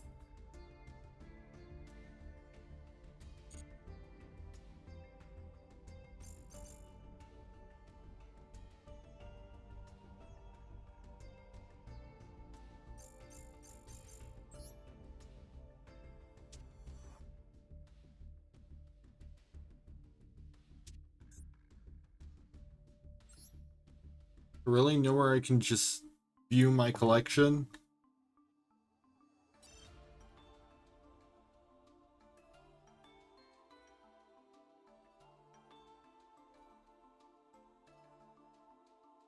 There's no... It would be nice if you could just, like, filter by archetype or something.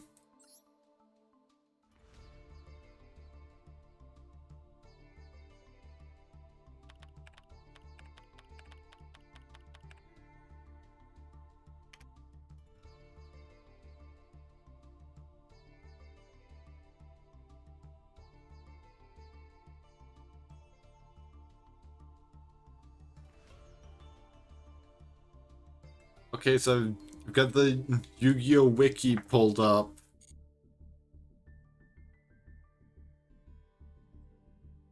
I think because usually because like if a card is built for an archetype, it will say the archetype somewhere on it. So I'm thinking is maybe I just go with whatever I've got the most cards for already.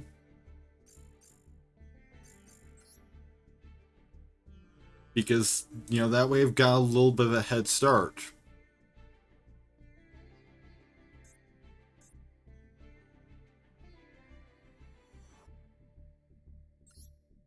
But that means writing out a list of every single one.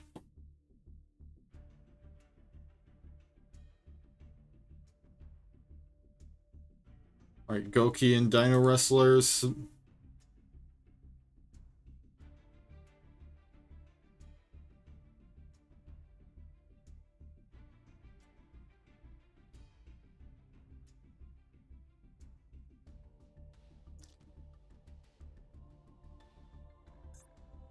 There's a Gravekeeper.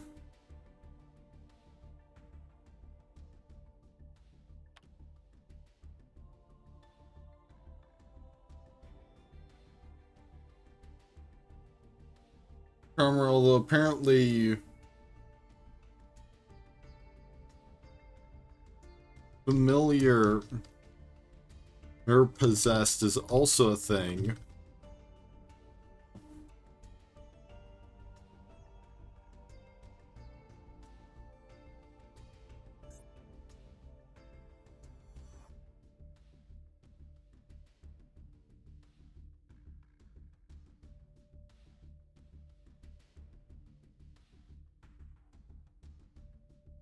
Glory on Wings is Harpies.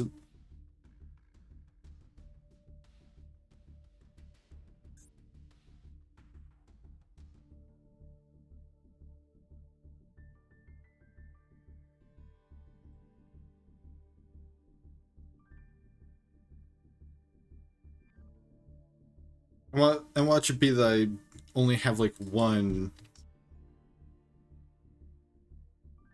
card for every archetype, and it's like the one that, which I mean, if I just have the one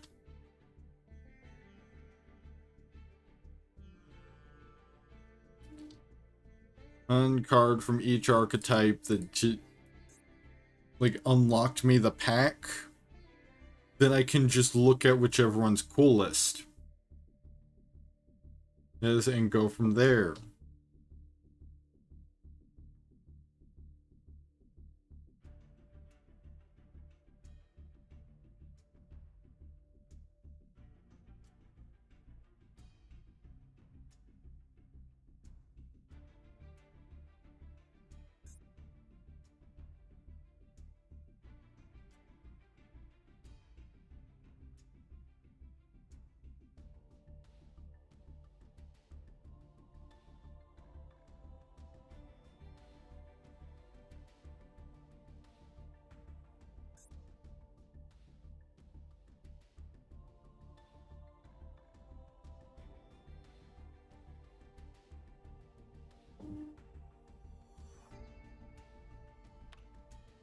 But you know,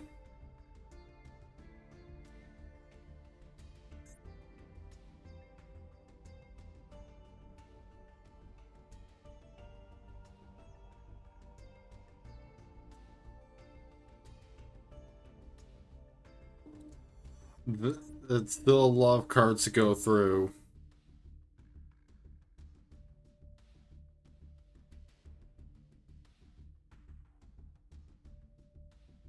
You know, because you know that got a minimum of like 40 something.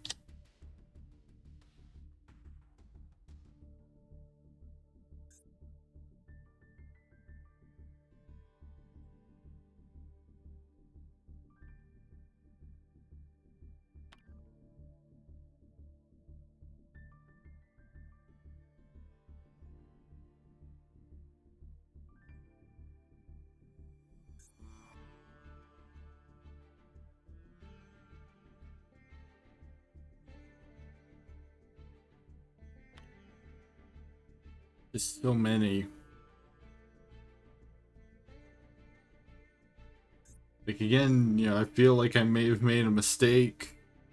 They can end up just overwhelming myself with the sheer number of options.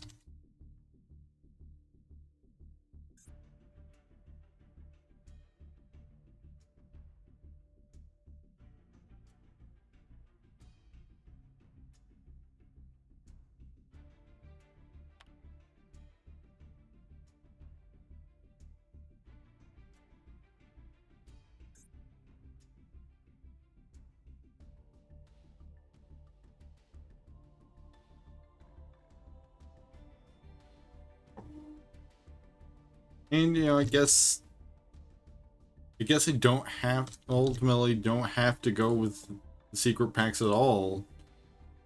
Well, it's just I get a better deal if I do.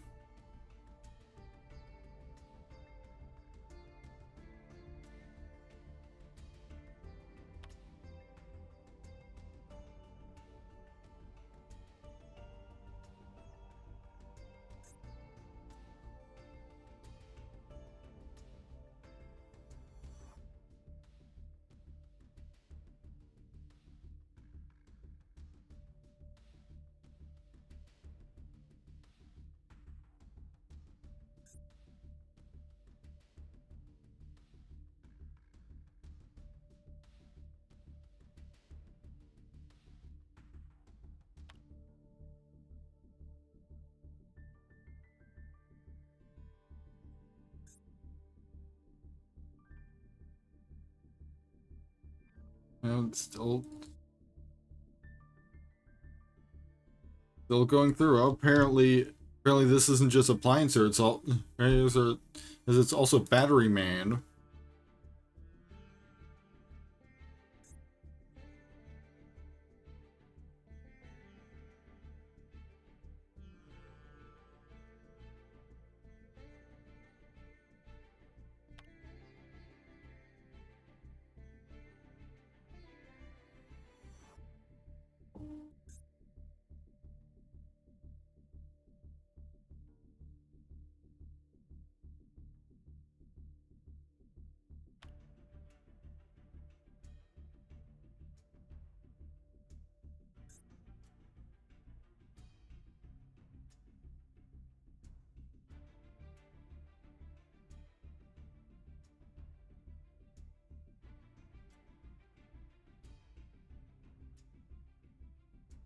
So much.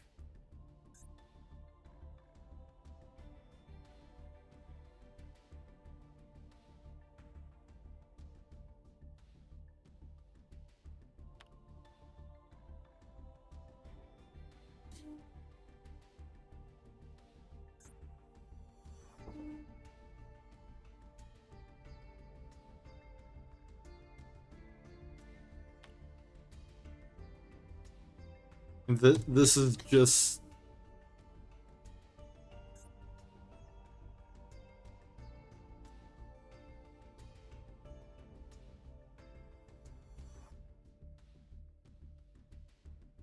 like one thing for sure. Magic definitely has a better sort of on ramp because it's pretty much just pick one of these 5 options. Or if you go on arena, it's pick one of 5. It's try all 5 options and then like pick 1 out of 10, and really hone in on.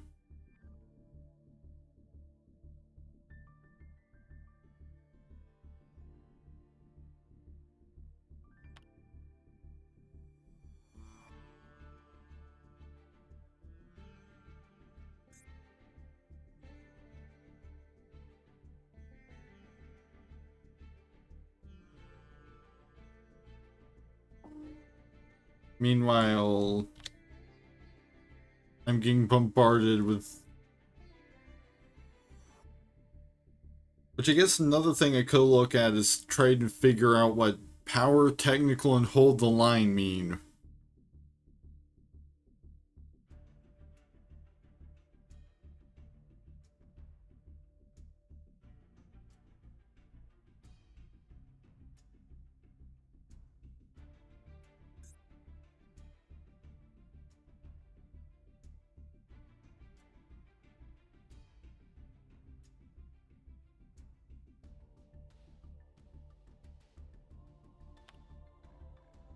I mean, because those are things that are supposed to mean something that's gonna help me make a choice.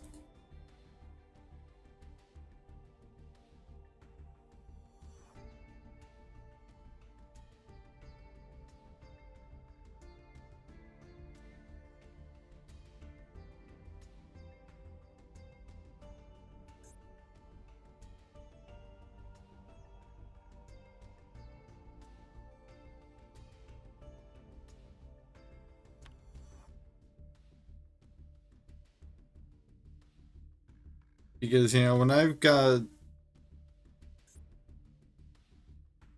we got this many archetypes to choose from,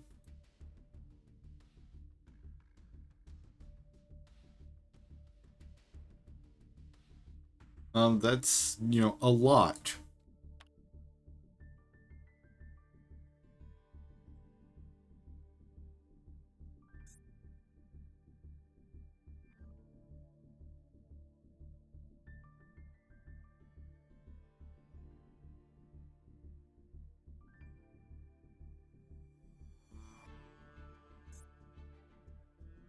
And this is also just the ones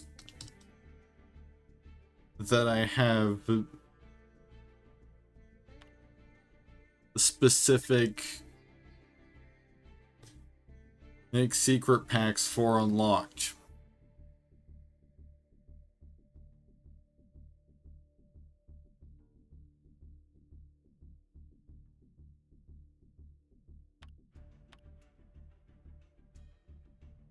Because there are quite a few secret packs I have not even unlocked.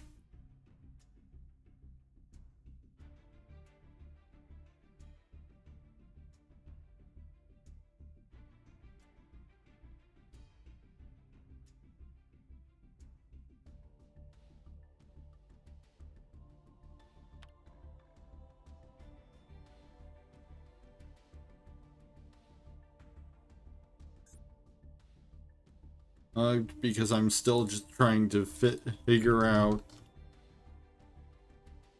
what I even want to do.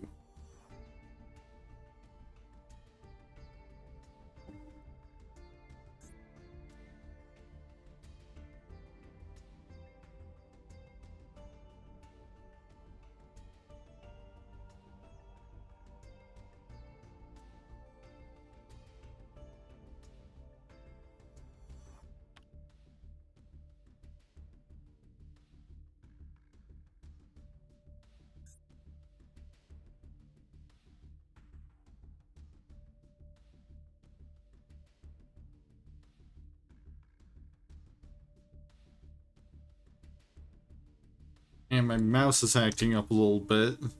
And on top of everything.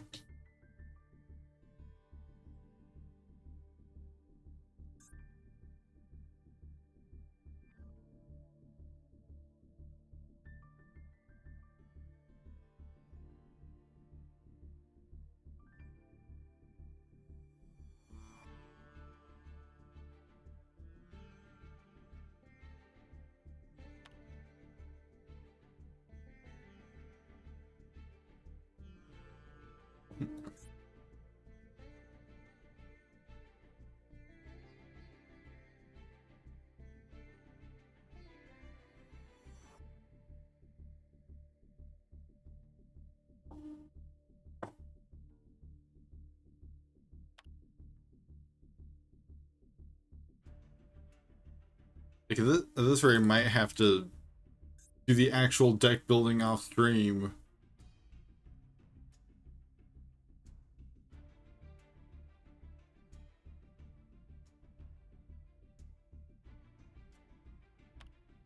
Because that way I don't have to try and build a deck sitting here sweltering.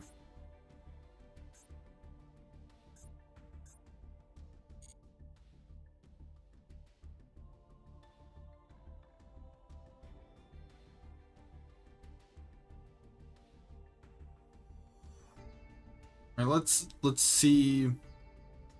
Okay, power denotes the theme's offensive capabilities, either through high damage potential or disruption effects.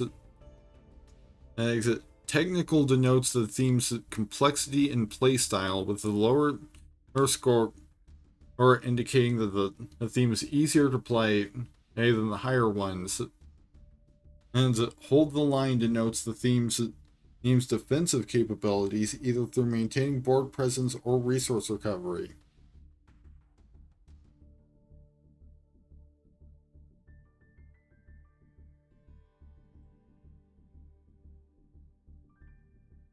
Okay, so for instance, like emerging monstrosity recon is super aggressive, not super complicated, and a little defensive and somewhat defensive. Out of the two I've looked at the most, like three he strikes success. It's a little bit more complicated, but as a result gains a little bit more defensive potential.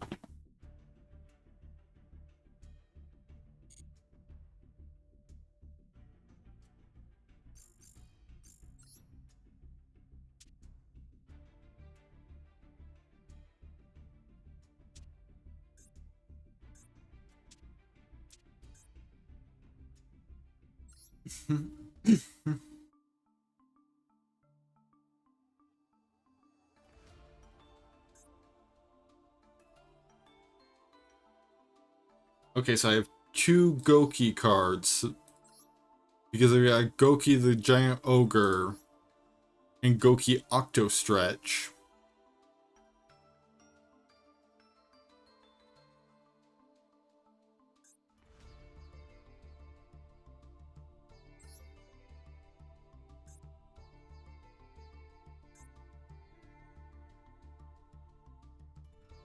No Dino Wrestlers, though.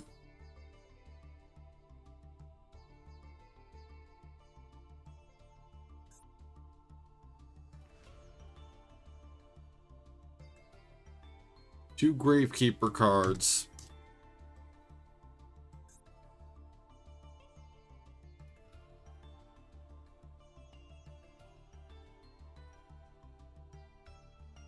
Two Charmers.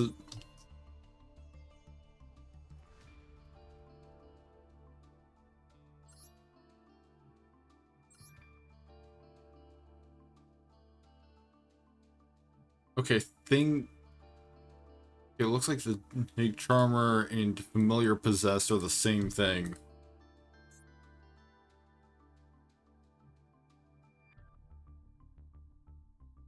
We got 5 Harpy cards.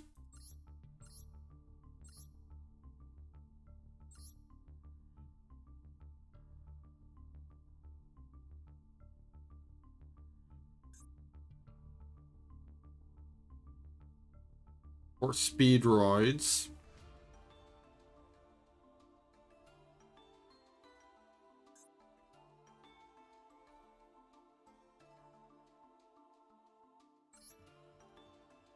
There's 3 Ebusions.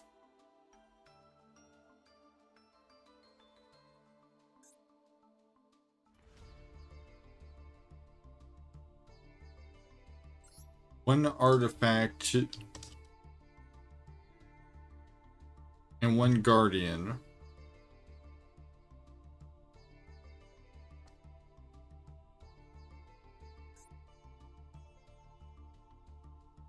Three danger cards.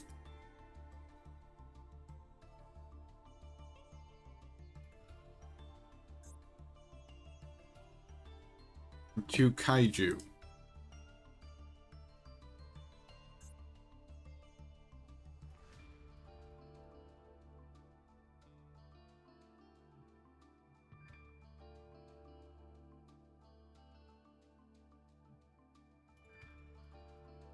And 2 Dream Mirrors.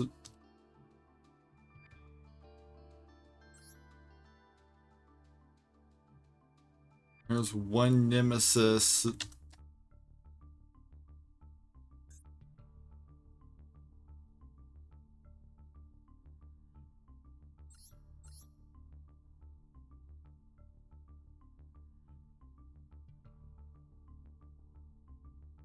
And 2 Metaphys.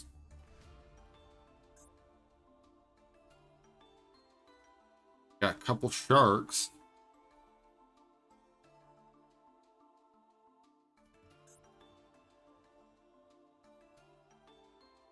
And a couple Battling Boxers.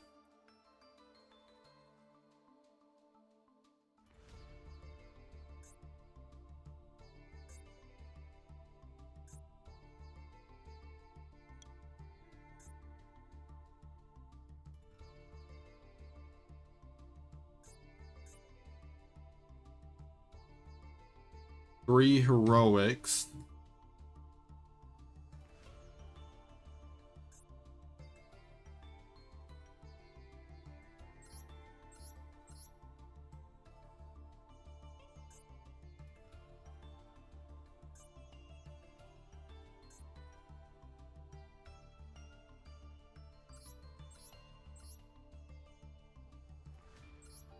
I think these are all the cards I have that maybe interact with the...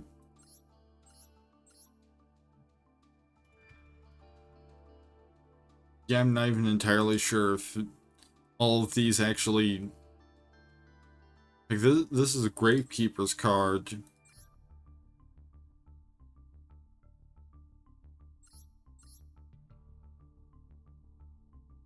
I think I've got maybe like 1 or 2 that care about number 10 and X.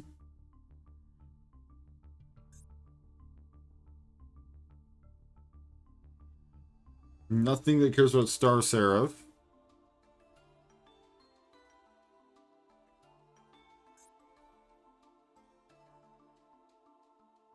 No Umbral Horrors either.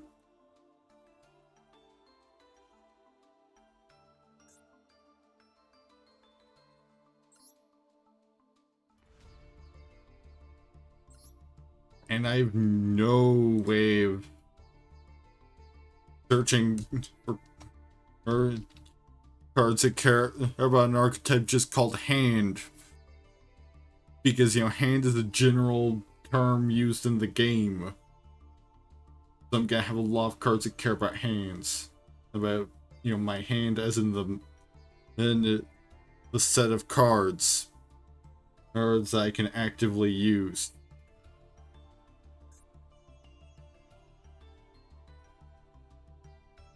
Two Tricksars.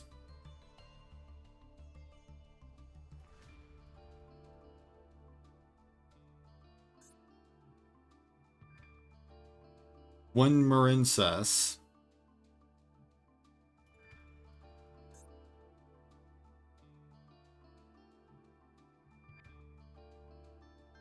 Quite a few ninjas.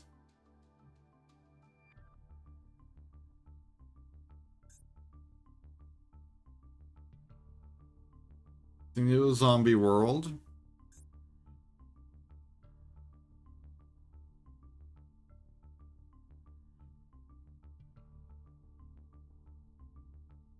Called One Vendread.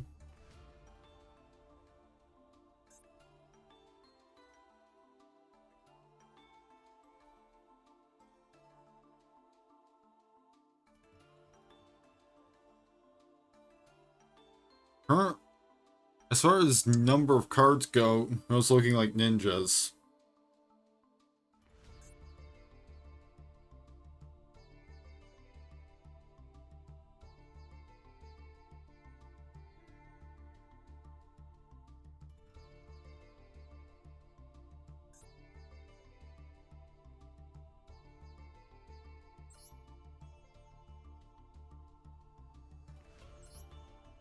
Yeah, see, this is another thing. LV, I have no way of knowing. You know, that's a common enough thing. Long that number is also going to be like that. Yep.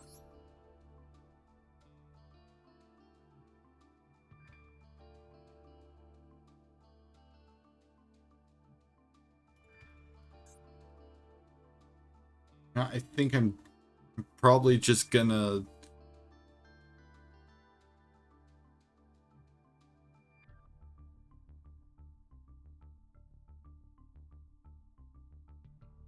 Now, let's see.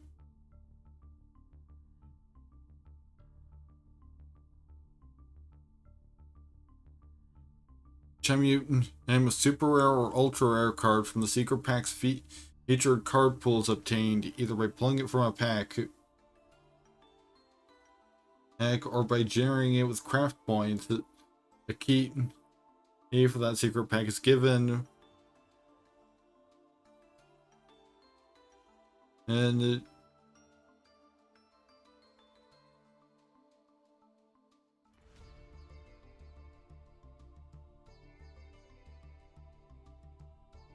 so super rare and ultra rare is what I mostly want to look at.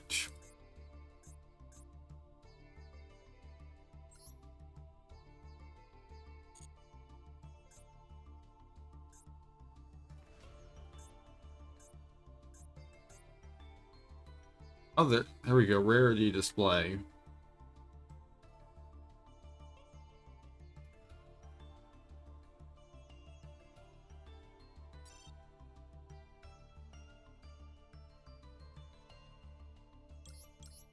And then I can further filter.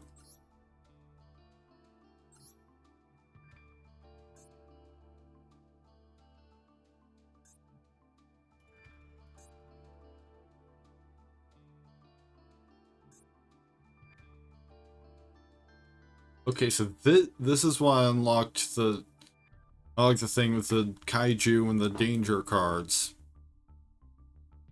Special summon this card from your hand to your opponent's field in attack position by attributing one monster or they control. If your opponent controls a kaiju monster, you can special summon this card from your hand in attack position. You can only control one kaiju monster. When your opponent activates a card artifact, except it Gamesiel, all the sea turtle kaiju.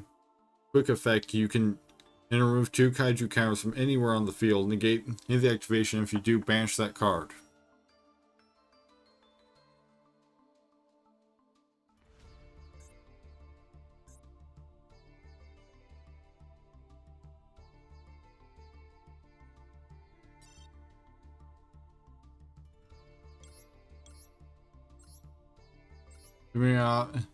For the danger stuff, I do have Danger Zone, Danger Thunderbird, and Danger Response Team. Target one danger monster you control, one monster on the field, return them to the hand. This card is in the graveyard. You can discard one danger monster, place this card on the bottom of the deck, then draw one card. You can only use each effective danger response team once per turn. You can reveal this card in your hand. Your opponent randomly chooses one card from your entire hand, then you discard the chosen card. Then the discard card was not Danger Thunderbird. Special summon one Danger Thunderbird from your hand, and if you draw one card. If this card is discarded, you can target one that card your opponent controls, destroy it. You can only use the effect of Danger Thunderbird once per turn. In Danger Zone is draw 3 cards and discard 2 cards, including at least one danger card, or if you have no danger cards in your hand, show your entire hand and shuffle it into the deck. You can only activate one Danger Zone per turn. I mean, some of this does seem fun. And like it's like cryptozoology themed.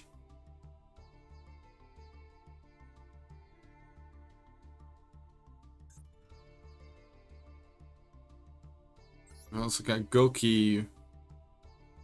If your opponent's monster attacks during damage calculation, quick effect, you can discard this card. The damage you take from that battle is halved. When your opponent activates an effect that would inflict damage to you, even during the damage step, quick effect, you can discard this card. The effect or the damage you take from that effect is halved. This card is sent from the field to the graveyard. You can add one Goki card from your deck to your hand, except Goki Octostretch. You can only use this effect to negative Goki Octostretch once per turn. So stuff like that is probably why it's rated a little bit higher on defense.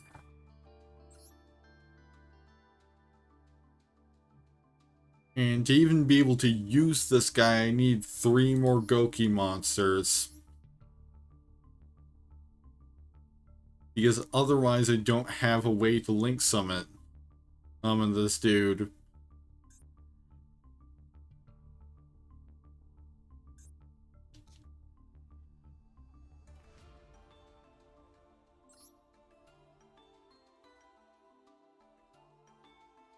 Hold on. Darla the Mystery Dust as Kaiju.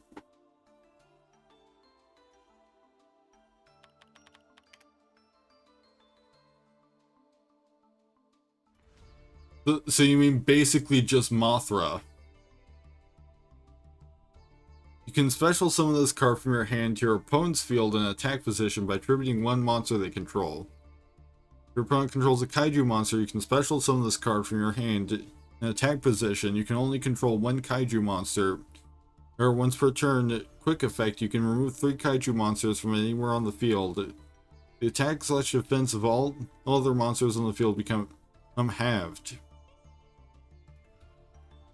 I mean, I'm not entirely sure what, or like, I'm not entirely sure if I get what kaiju stuff is supposed to be doing.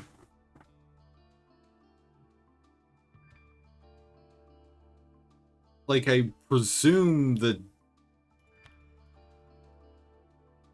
since it's directly instructing you to do this thing.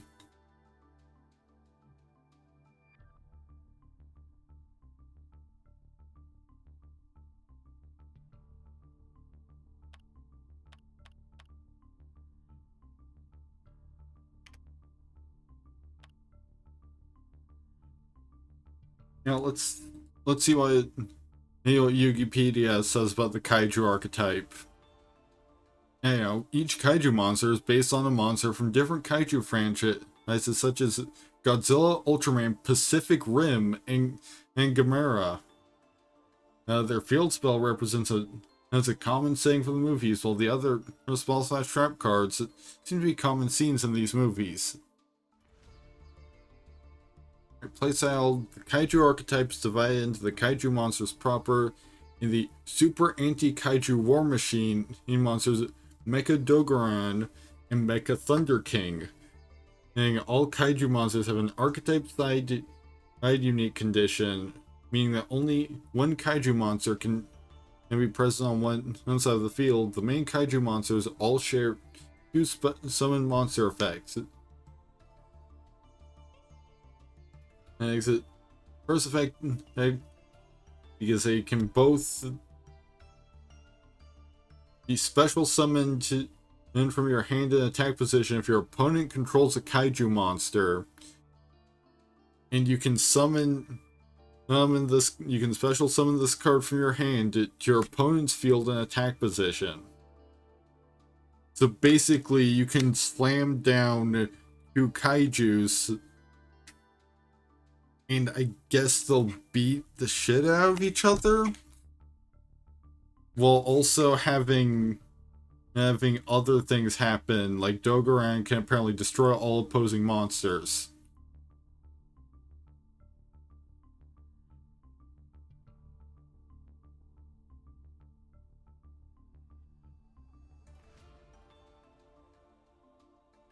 Now let's see what it says about the danger playstyle.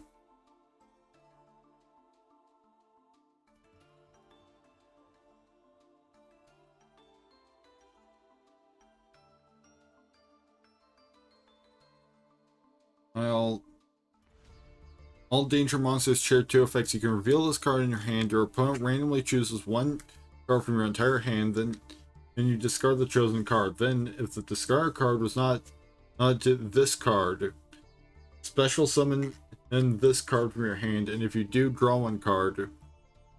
Or if this card is discarded, you can trigger her effect. These shared effects simulate danger monsters revealing themselves in the wilderness in their owner's hand, going back into hiding and prompting the opponent to try to catch the monsters, correctly discarding the monster from the hand. The danger monster effects are fundamentally luck-based. Activating a danger monster effect rarely incurs a card disadvantage, though they do slowly reduce a player's hand size, making it easier to catch a danger monster.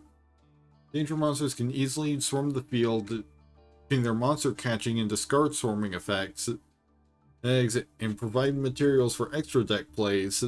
The danger archetype synergizes especially well with archetypes that benefit from being discarded, such as Dark World and Fabled monsters.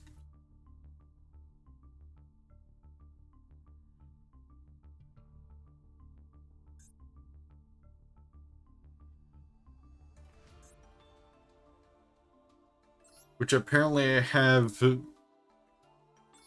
Which I do have a few Dark World monsters, apparently.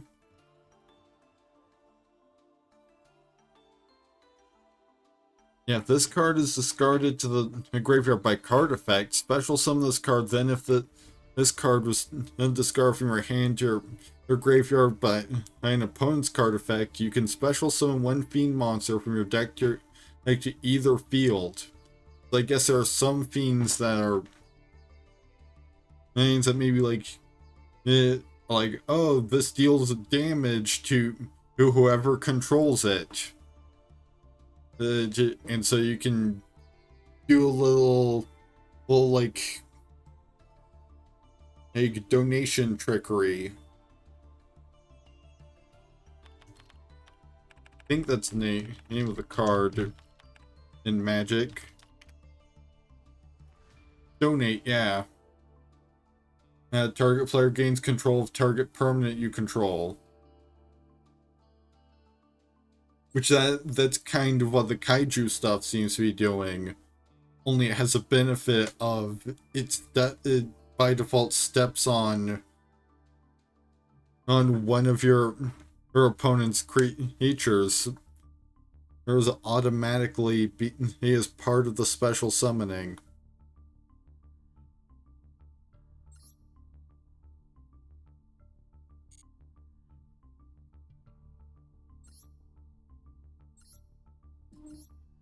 Yeah, I kind of think I might go for the danger archetype, also known as Lands Unknown.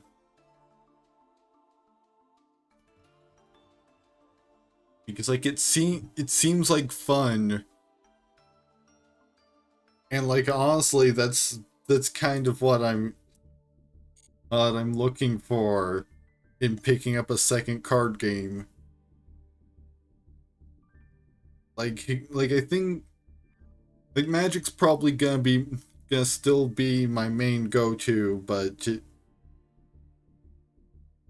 I'll definitely switch over to Yu-Gi-Oh on occasion if Magic starts getting a little stale or broken. More broken than Yu-Gi-Oh is at whatever time. Because, Yu-Gi-Oh's got some issues. Because I know that much. This is just microtransactions. I'm not about to spend actual money here.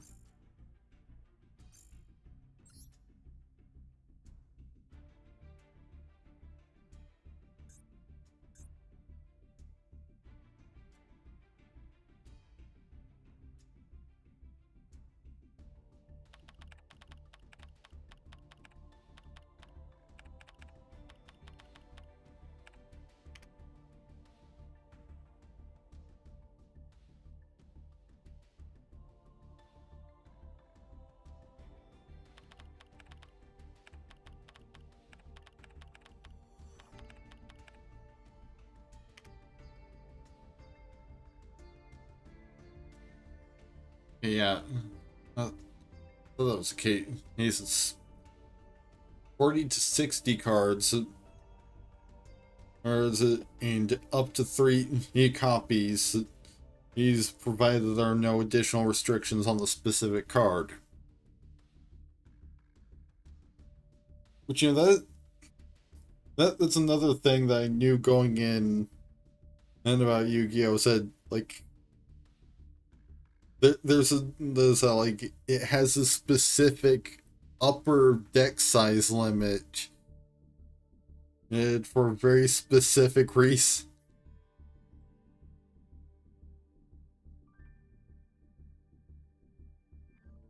Plus, also, like, this is apparently,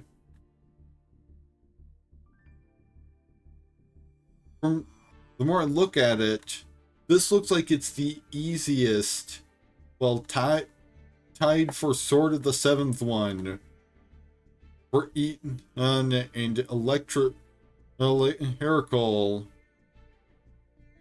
for least technical. Oh, and shifting gears. So, probably something good to start with. Like, I don't know if I want to go right to the deep end with And with, you know, the Trap in the Wicked Castle. Which that's not even one of the secret packs I unlocked. That's just here. Bang right into the deep end of like.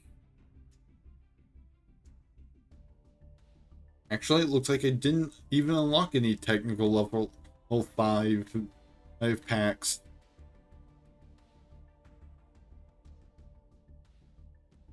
But you know, probably not. For my first deck, probably not going right into the deep end of Enchanted Threads of Shade with its 4 technical.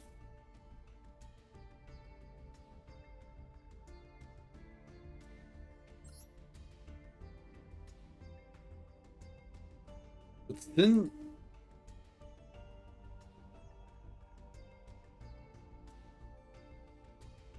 like, I also have the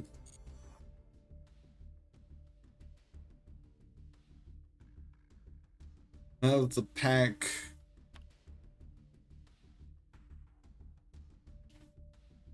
Yeah, I also have. I think I have Rulers of Darkness. That's unlocked. Let's see. Because I might want to maybe go back and forth a little bit between the two.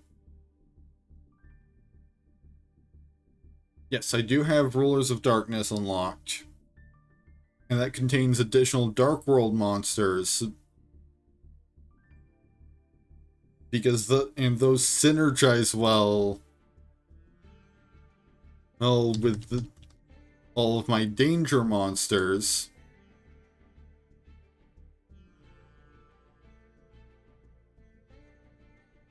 If I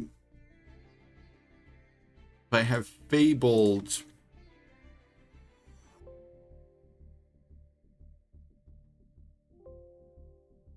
yeah, it looks like I'm probably going mostly Dark and Danger. Maybe throw in some stuff that cares about specifically Dark monsters, because that's a lot of what I'm gonna have.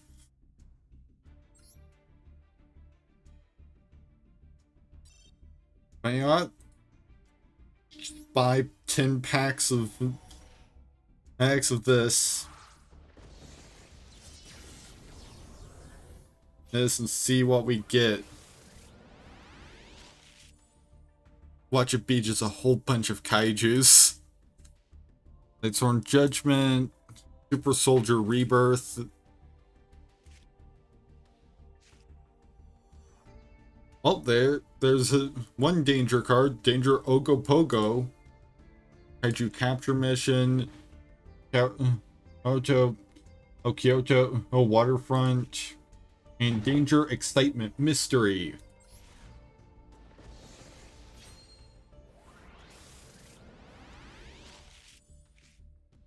Proof of Proofless.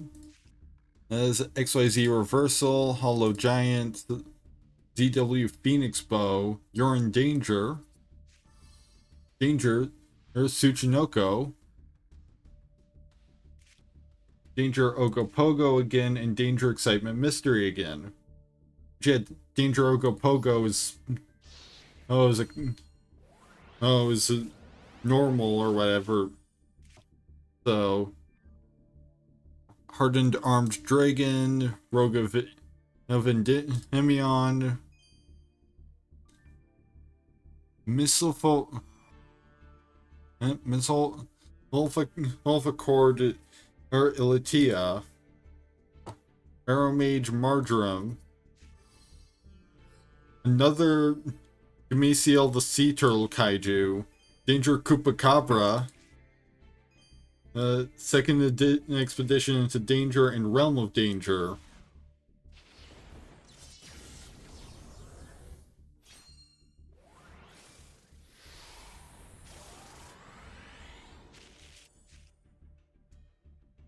Anti-Alien, Bravo Fighter for Hire, Assault Blackwing. Yeah, I guess I was wrong about how the secret packs work. I guess they just have a higher chance of getting you cards that the archetype you're aiming for cares about. Watt Keeper, Danger Chupacabra, Danger Disturbance Disorder, Danger Excitement Mystery, and Thunder King the Lightning Strike Kaiju.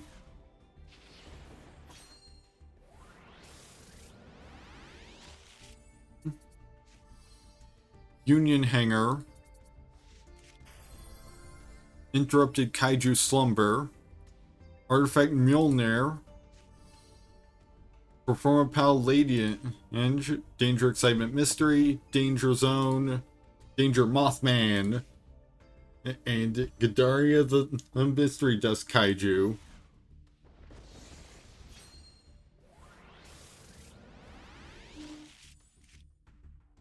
Last Hope of Nephthys, Win the Wind Charmer Verdant, Edge Impsaw, Dragon's Bind, and Jizuku Hero the Star Destroying Kaiju, Realm of Danger, Danger Zone, and Danger Response Team.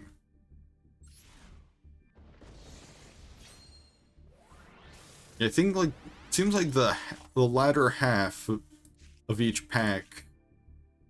Dark Scheme, Guitar Bernard's Dwarnagus, Megalo Smasher X, Blackstone of Legend, Second Expedition into Danger, another Demisiel, all the Sea Turtle Kaiju, the Kaiju Files, and Jessica Hero, the Star Destroying Kaiju. So I probably could just build a secondary Kaiju deck at this point. Starry Night Ceremony, Light Serpent, Heavy Metal Foes Amalgam, Ghost Trick Museum.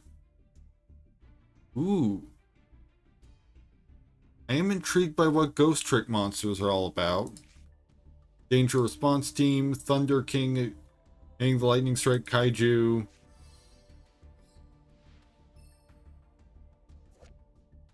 Pindrit Action.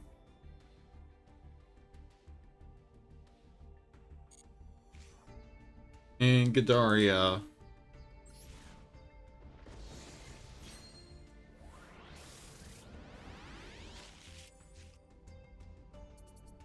Armed Dragon and Thunder RLV5, Exosister Eternia, Red Eye Zombie Necro Dragon, Ice Queen, Danger Chupacabra, Danger Mothman, Danger Zone, and Thunder King. And again, but a higher rate of duplicates also means more crafting materials. Donyor Hebo ad Ignister, Snowplow Hustle Rustle, Wet Beta, Anomaly Golden Jet, Kyoto Waterfront, Danger Dogman. I guess that's something you can call a werewolf. Kaiju Capture Mission, and Super Anti-Kaiju War Machine Mecha Thunder King.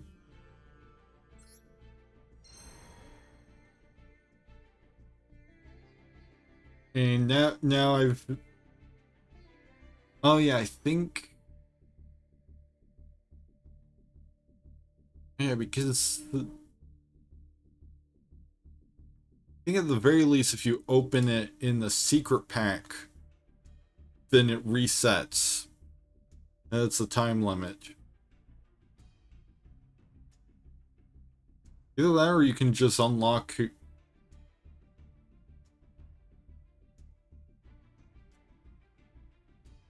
Cards included in all secret packs that gives keys for all of them. A secret pack is already unlocked. And its key is obtained. And 24-hour duration is reset.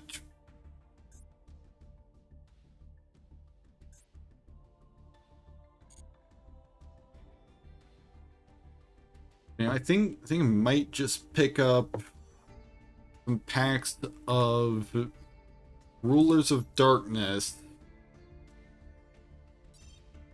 and then call it a night. Because it is 3:35 at this point.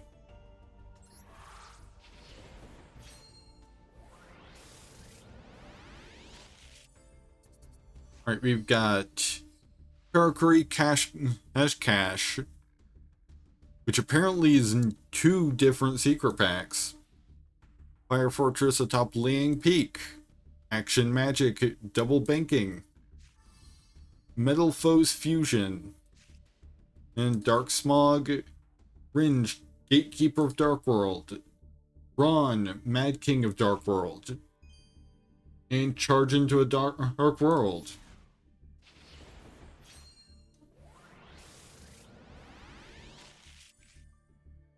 Dynamist Rush, Vintretta Anima, Magical Musketeer Calamity, a Karakuri Soldier MDL 236 Nisamu, Dark World Brainwashing, being Arima the Wicked Warden, and Gold Wu Lord of Dark World, and Rainbow Overlord of Dark World.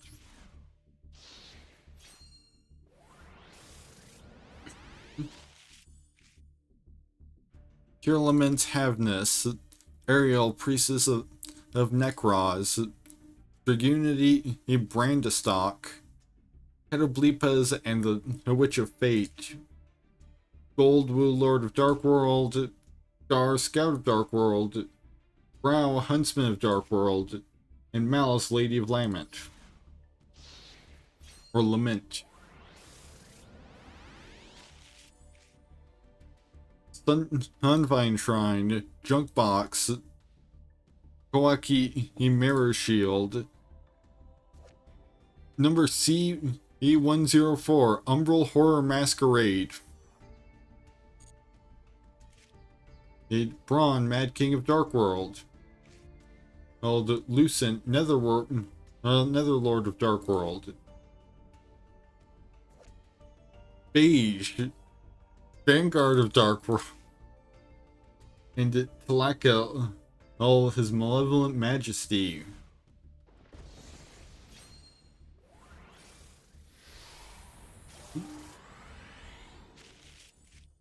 Dark Lord Modius, Ice Barrier, Dark Magic Expanded, Strength and Unity, Lucent, Netherlord of Dark World, Duke Shade, the Sinister Shadow Lord, Guard, our Scout of Dark World,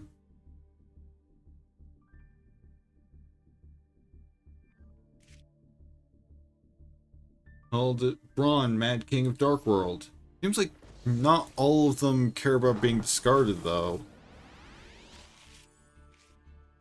Rebirth of Nephthys, Speedroid Gumprice, Ubel, Skystriker Ace is Hayate, Gar Scout of Dark World,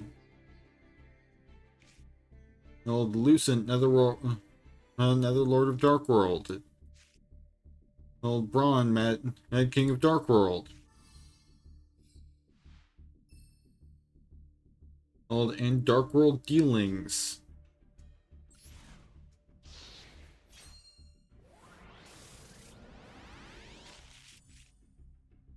Salamander Catalyzer, or Crystal Rose, Chemicritter, or Hydron Hawk, Terrifying Toddler of Torment, Dark Deal,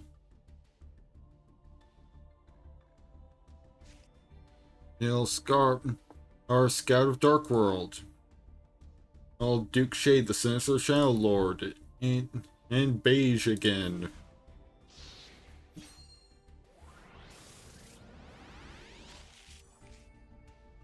Element Saber Aina, Primal Cry, a Time Thief Winder, our Dark Contract with the Entities, Blakiel, His Malevolent Majesty, Charge into a Dark World Lightning, and Prometheus, King of the Shadows.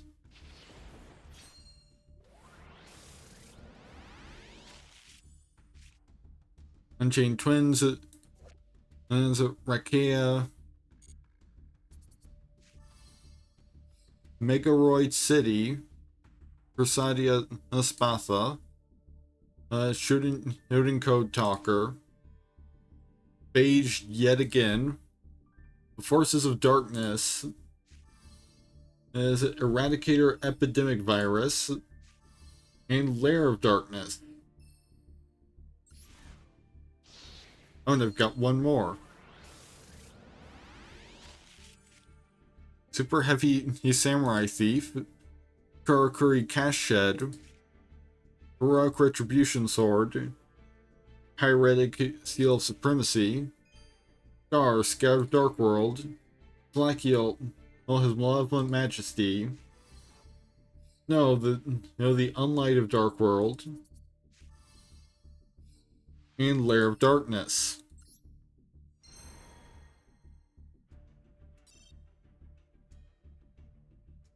As your 10-pack purchase had note, oh, you are. Your next 10-pack purchase of this pack, Rulers of Darkness, will be guaranteed to have at least one ultra rare. Which I also unlocked Space Time Trans Something, Traditions of Trickery, the Ultimate Edition of Something, Those Who Stand at A, and Droid Nexus.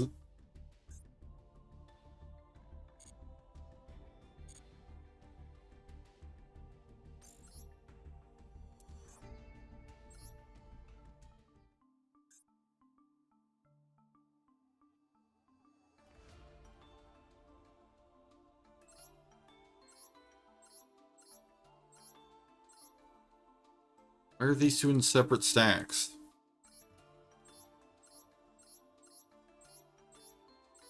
Oh, are they slightly different art or something? Like, this is a special danger response team?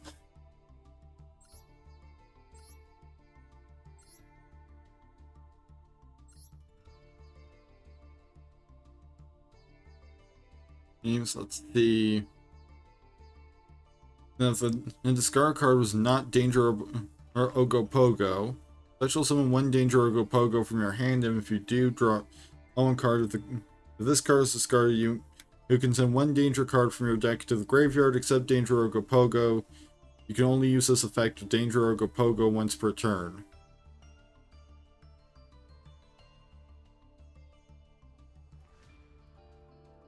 And Danger Dogman.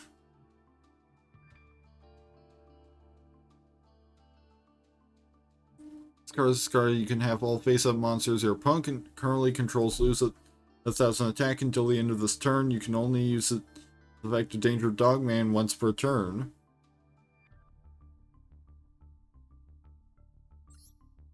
Danger Chupacabra. Danger Chupacabra.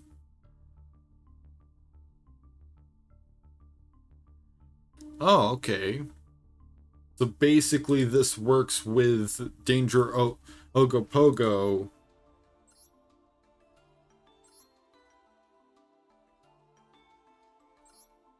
Oh, to let me bring something back out of the let me put something in the graveyard and then bring it back out.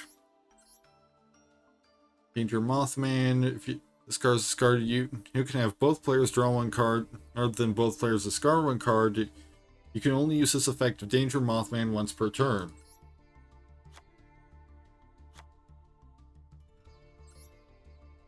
Earned it.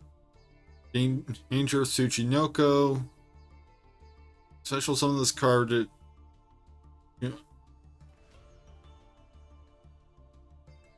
Okay, so basically it gets special summoned regardless. Basically, you can special summon it regardless. It's just a matter of whether or not you draw a card.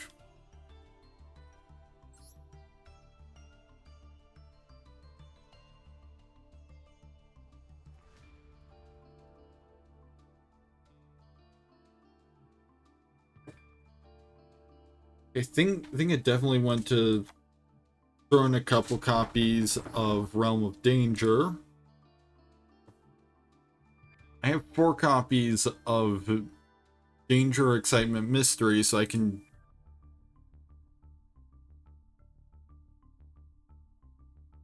dismantle one of them. Because I don't need that many.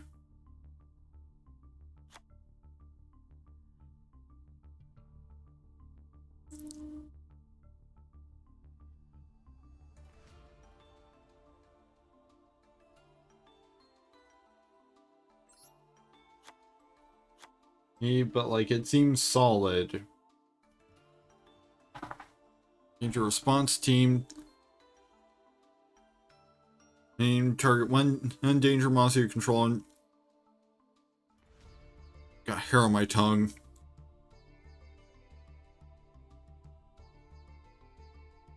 Target one danger monster you control and one monster on the field. Return them into the hand. If this card is in the graveyard, you can discard one danger monster. Place this card on the bottom of the deck, then draw one card. You can only use each effective danger response team in once per turn.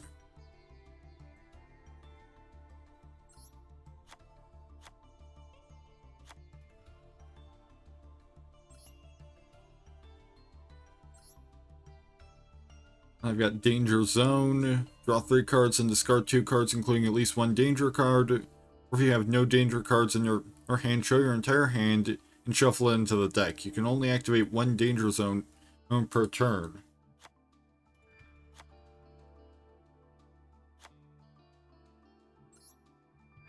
When you're in danger, reveal 3 danger monsters from your with different names from your deck. Your opponent randomly picks one for you to special summon, and you shuffle all the rest into the deck. During the end phase, destroy that special summon monster. You can only activate You're in Danger. You can only activate 1 You're in Danger per turn. Taking an expedition and into danger. Discard 1 card, then target 1 danger monster you control. It gains 500 attack / defense until the end of this turn. This card is in the graveyard. You can discard 1 danger monster, place this card on the bottom of the deck, then draw 1 card. You can only use each effect of second expedition into danger once per turn.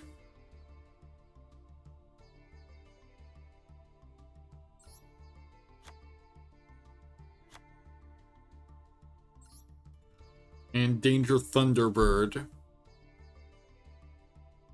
Or you can target 1 set card your opponent controls, destroy it.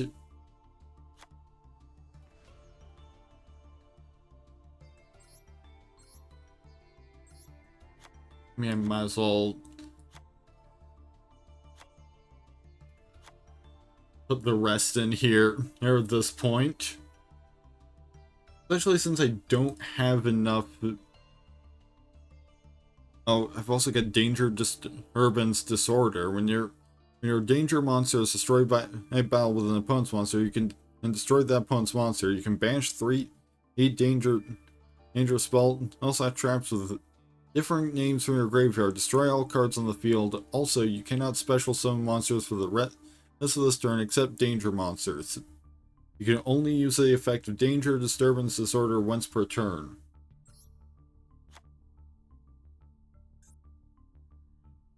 Okay, so I've basically put every danger card I own into this deck.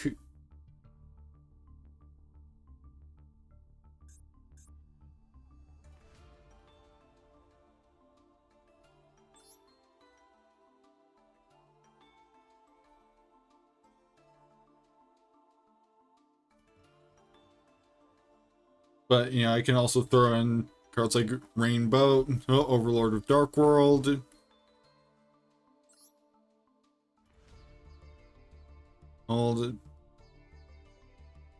I'll special summon this card, then if this card was discarded from your hand to your graveyard by an opponent's card effect, you can special summon 1 fiend monster from your deck to either field. Because I'm doing Dark World stuff in this deck, I do have some fiends. Then again, opponent's card effect. I mean, it's getting special summoned regardless, so... And I can dismantle one copy because I've got about 4. Gold, Wu Lord of Dark World. This card is discarded to the graveyard by card effect. If it was discarded from your hand to your graveyard by an opponent's card effect, you can target up to 2 cards your opponent and control. Special summon those cards and destroy those targets, if any.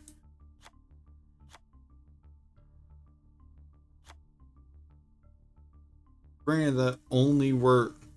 It doesn't. It's not quite the kind of combo that I'm looking for, but that it works. Like that's a good effect regardless.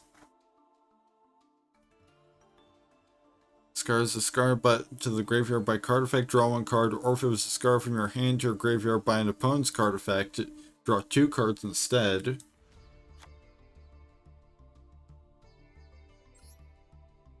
No, Unlight of Dark World. This card was discarded to the graveyard by card effect. If it was discarded from your hand to your graveyard by an opponent's card effect, you can target 1 monster in your opponent's graveyard, add 1 Dark World card from your deck to your hand, and special summon that target, if any, in defense position. Finally, we've got Beige. If this card is discarded to the graveyard by card effect, special summon this card.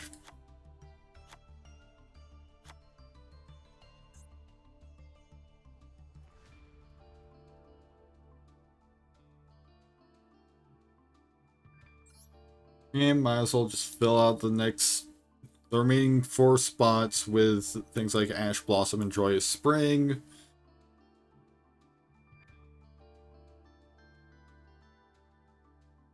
And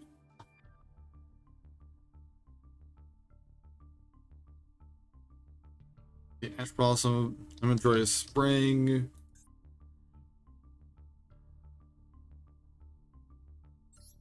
Lightning Storm. Got a couple copies of that.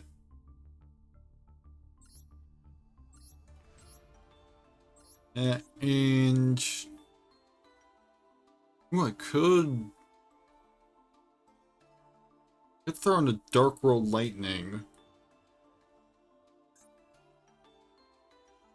Yeah, let's see. Let's see what additional card effects I have that can target 2 Dark World monsters in your graveyard, add those targets to your hand.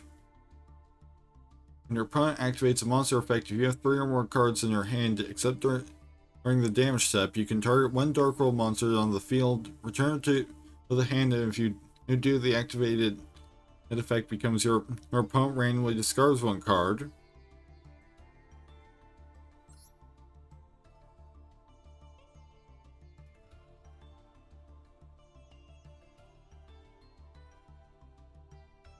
Oh, somehow I overlooked Grin. This card is discarded to the graveyard by card effect. Target 1 spell or trap on the field. Destroy it. Alright, so we've hit the minimum.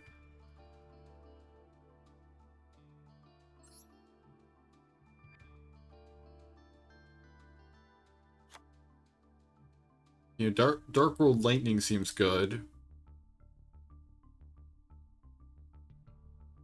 This is Dark World Dealings. Granted, at this point, I'm, I guess, watering down my deck a little bit.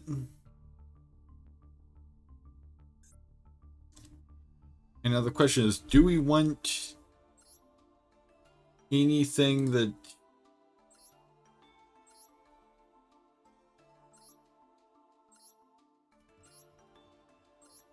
Do we have or want anything that does special summon and from the extra deck kind of stuff?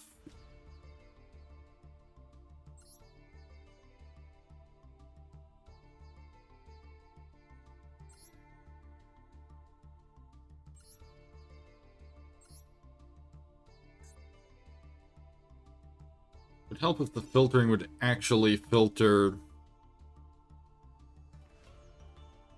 or the way it looks like it's supposed to. Alright, Cyburst.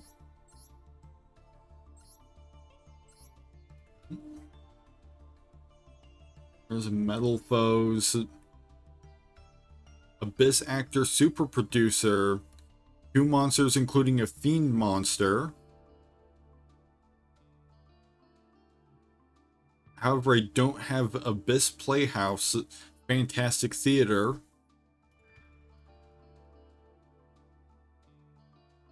Or Abyss Actor, or Pendulum Monsters. So a lot of what this guy does is useless, as to me. That requires Nordic. Monsters of the same level.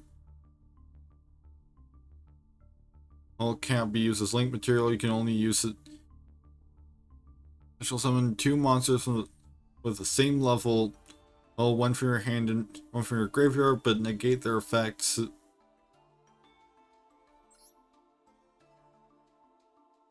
I don't even have the cards to use this guy. 2 monsters. If a card you control will be destroyed by battle or card effect, you can destroy 1 of your monsters this card points to instead. Rocket Monsters, Trickstar, Baba Barber. At the start of each battle phase, you can target this card or 1 monster this card points to, banish it until the end phase. You can only use this effect of Baba Barber or once per turn.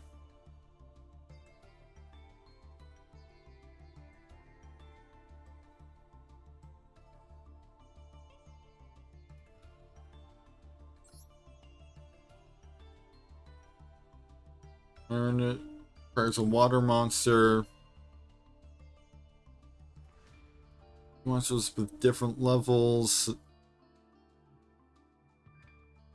Don't really have anything that cares about levels though. You can't link summon this card unless you have at least 3 more cards in your extra deck than your opponents. Gaia Saber the Lightning Shadow just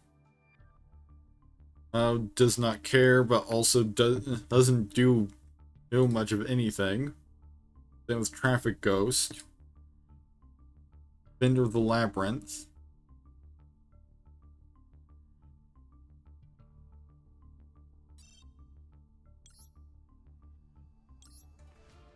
Let's check in on our XYZ summon and options. For level 5 monsters, for a special summon, you can target 1 unspell trap card on the field, destroy that target. If this card has a number 104 or Masquerade is in the XYZ material, it gains this effect.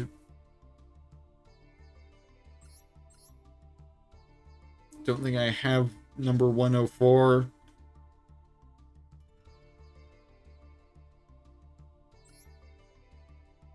And transaction. You can detach 1 material from this card if you have more cards in your extra deck than your opponents. Apply these effects in sequence, depending on the difference.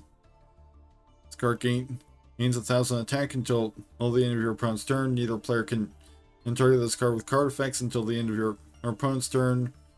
Banish 1 card your opponent controls, make your opponent's life points 3,000. You can only use this effective hindrance action once per turn.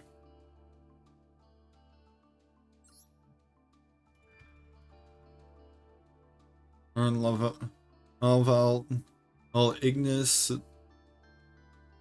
Detach 1 XYZ material from this card once per battle. This card gains 500 attack until the end of the turn. And this card destroys an opponent's monster or by battle.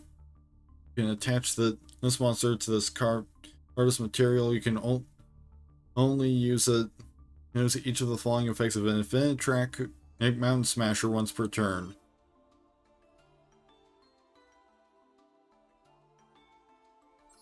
You mean it contains cards I don't own?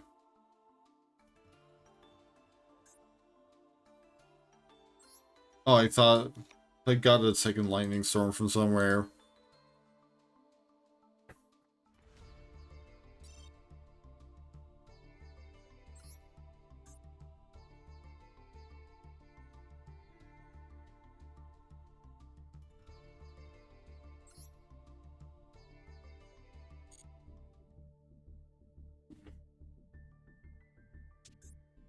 Oh, okay, so that's what that button is. It's saying a format. It's not a filter. Although it should act as a filter because it should filter down to just what's available in that format.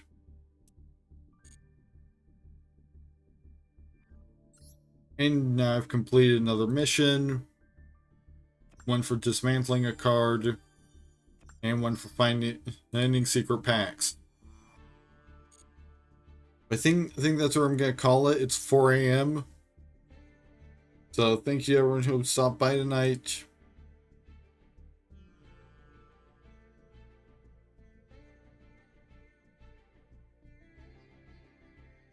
Next stream in general is planned for Saturday, because I'm not sure why yet. I usually don't stream the same thing twice in a row, but maybe I'll stream a little bit of Yu-Gi-Oh at least, just so that I can try out this deck on stream.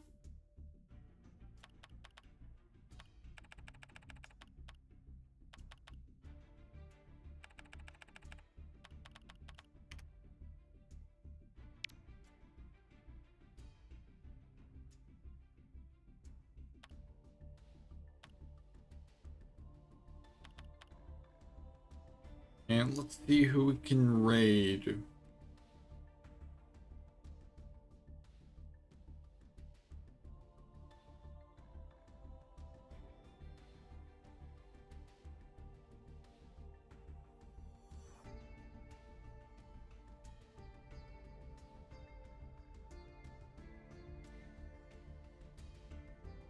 So gotta figure out where I am. Okay, there we go. There I am.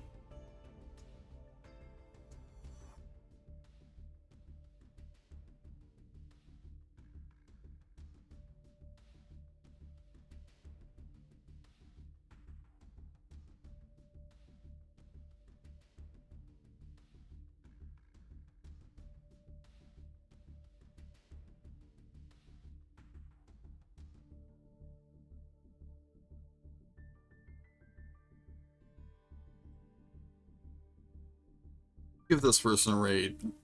Think maybe Saturday will be like Yu-Gi-Oh for the first part, and then maybe some GeoGuessr afterwards.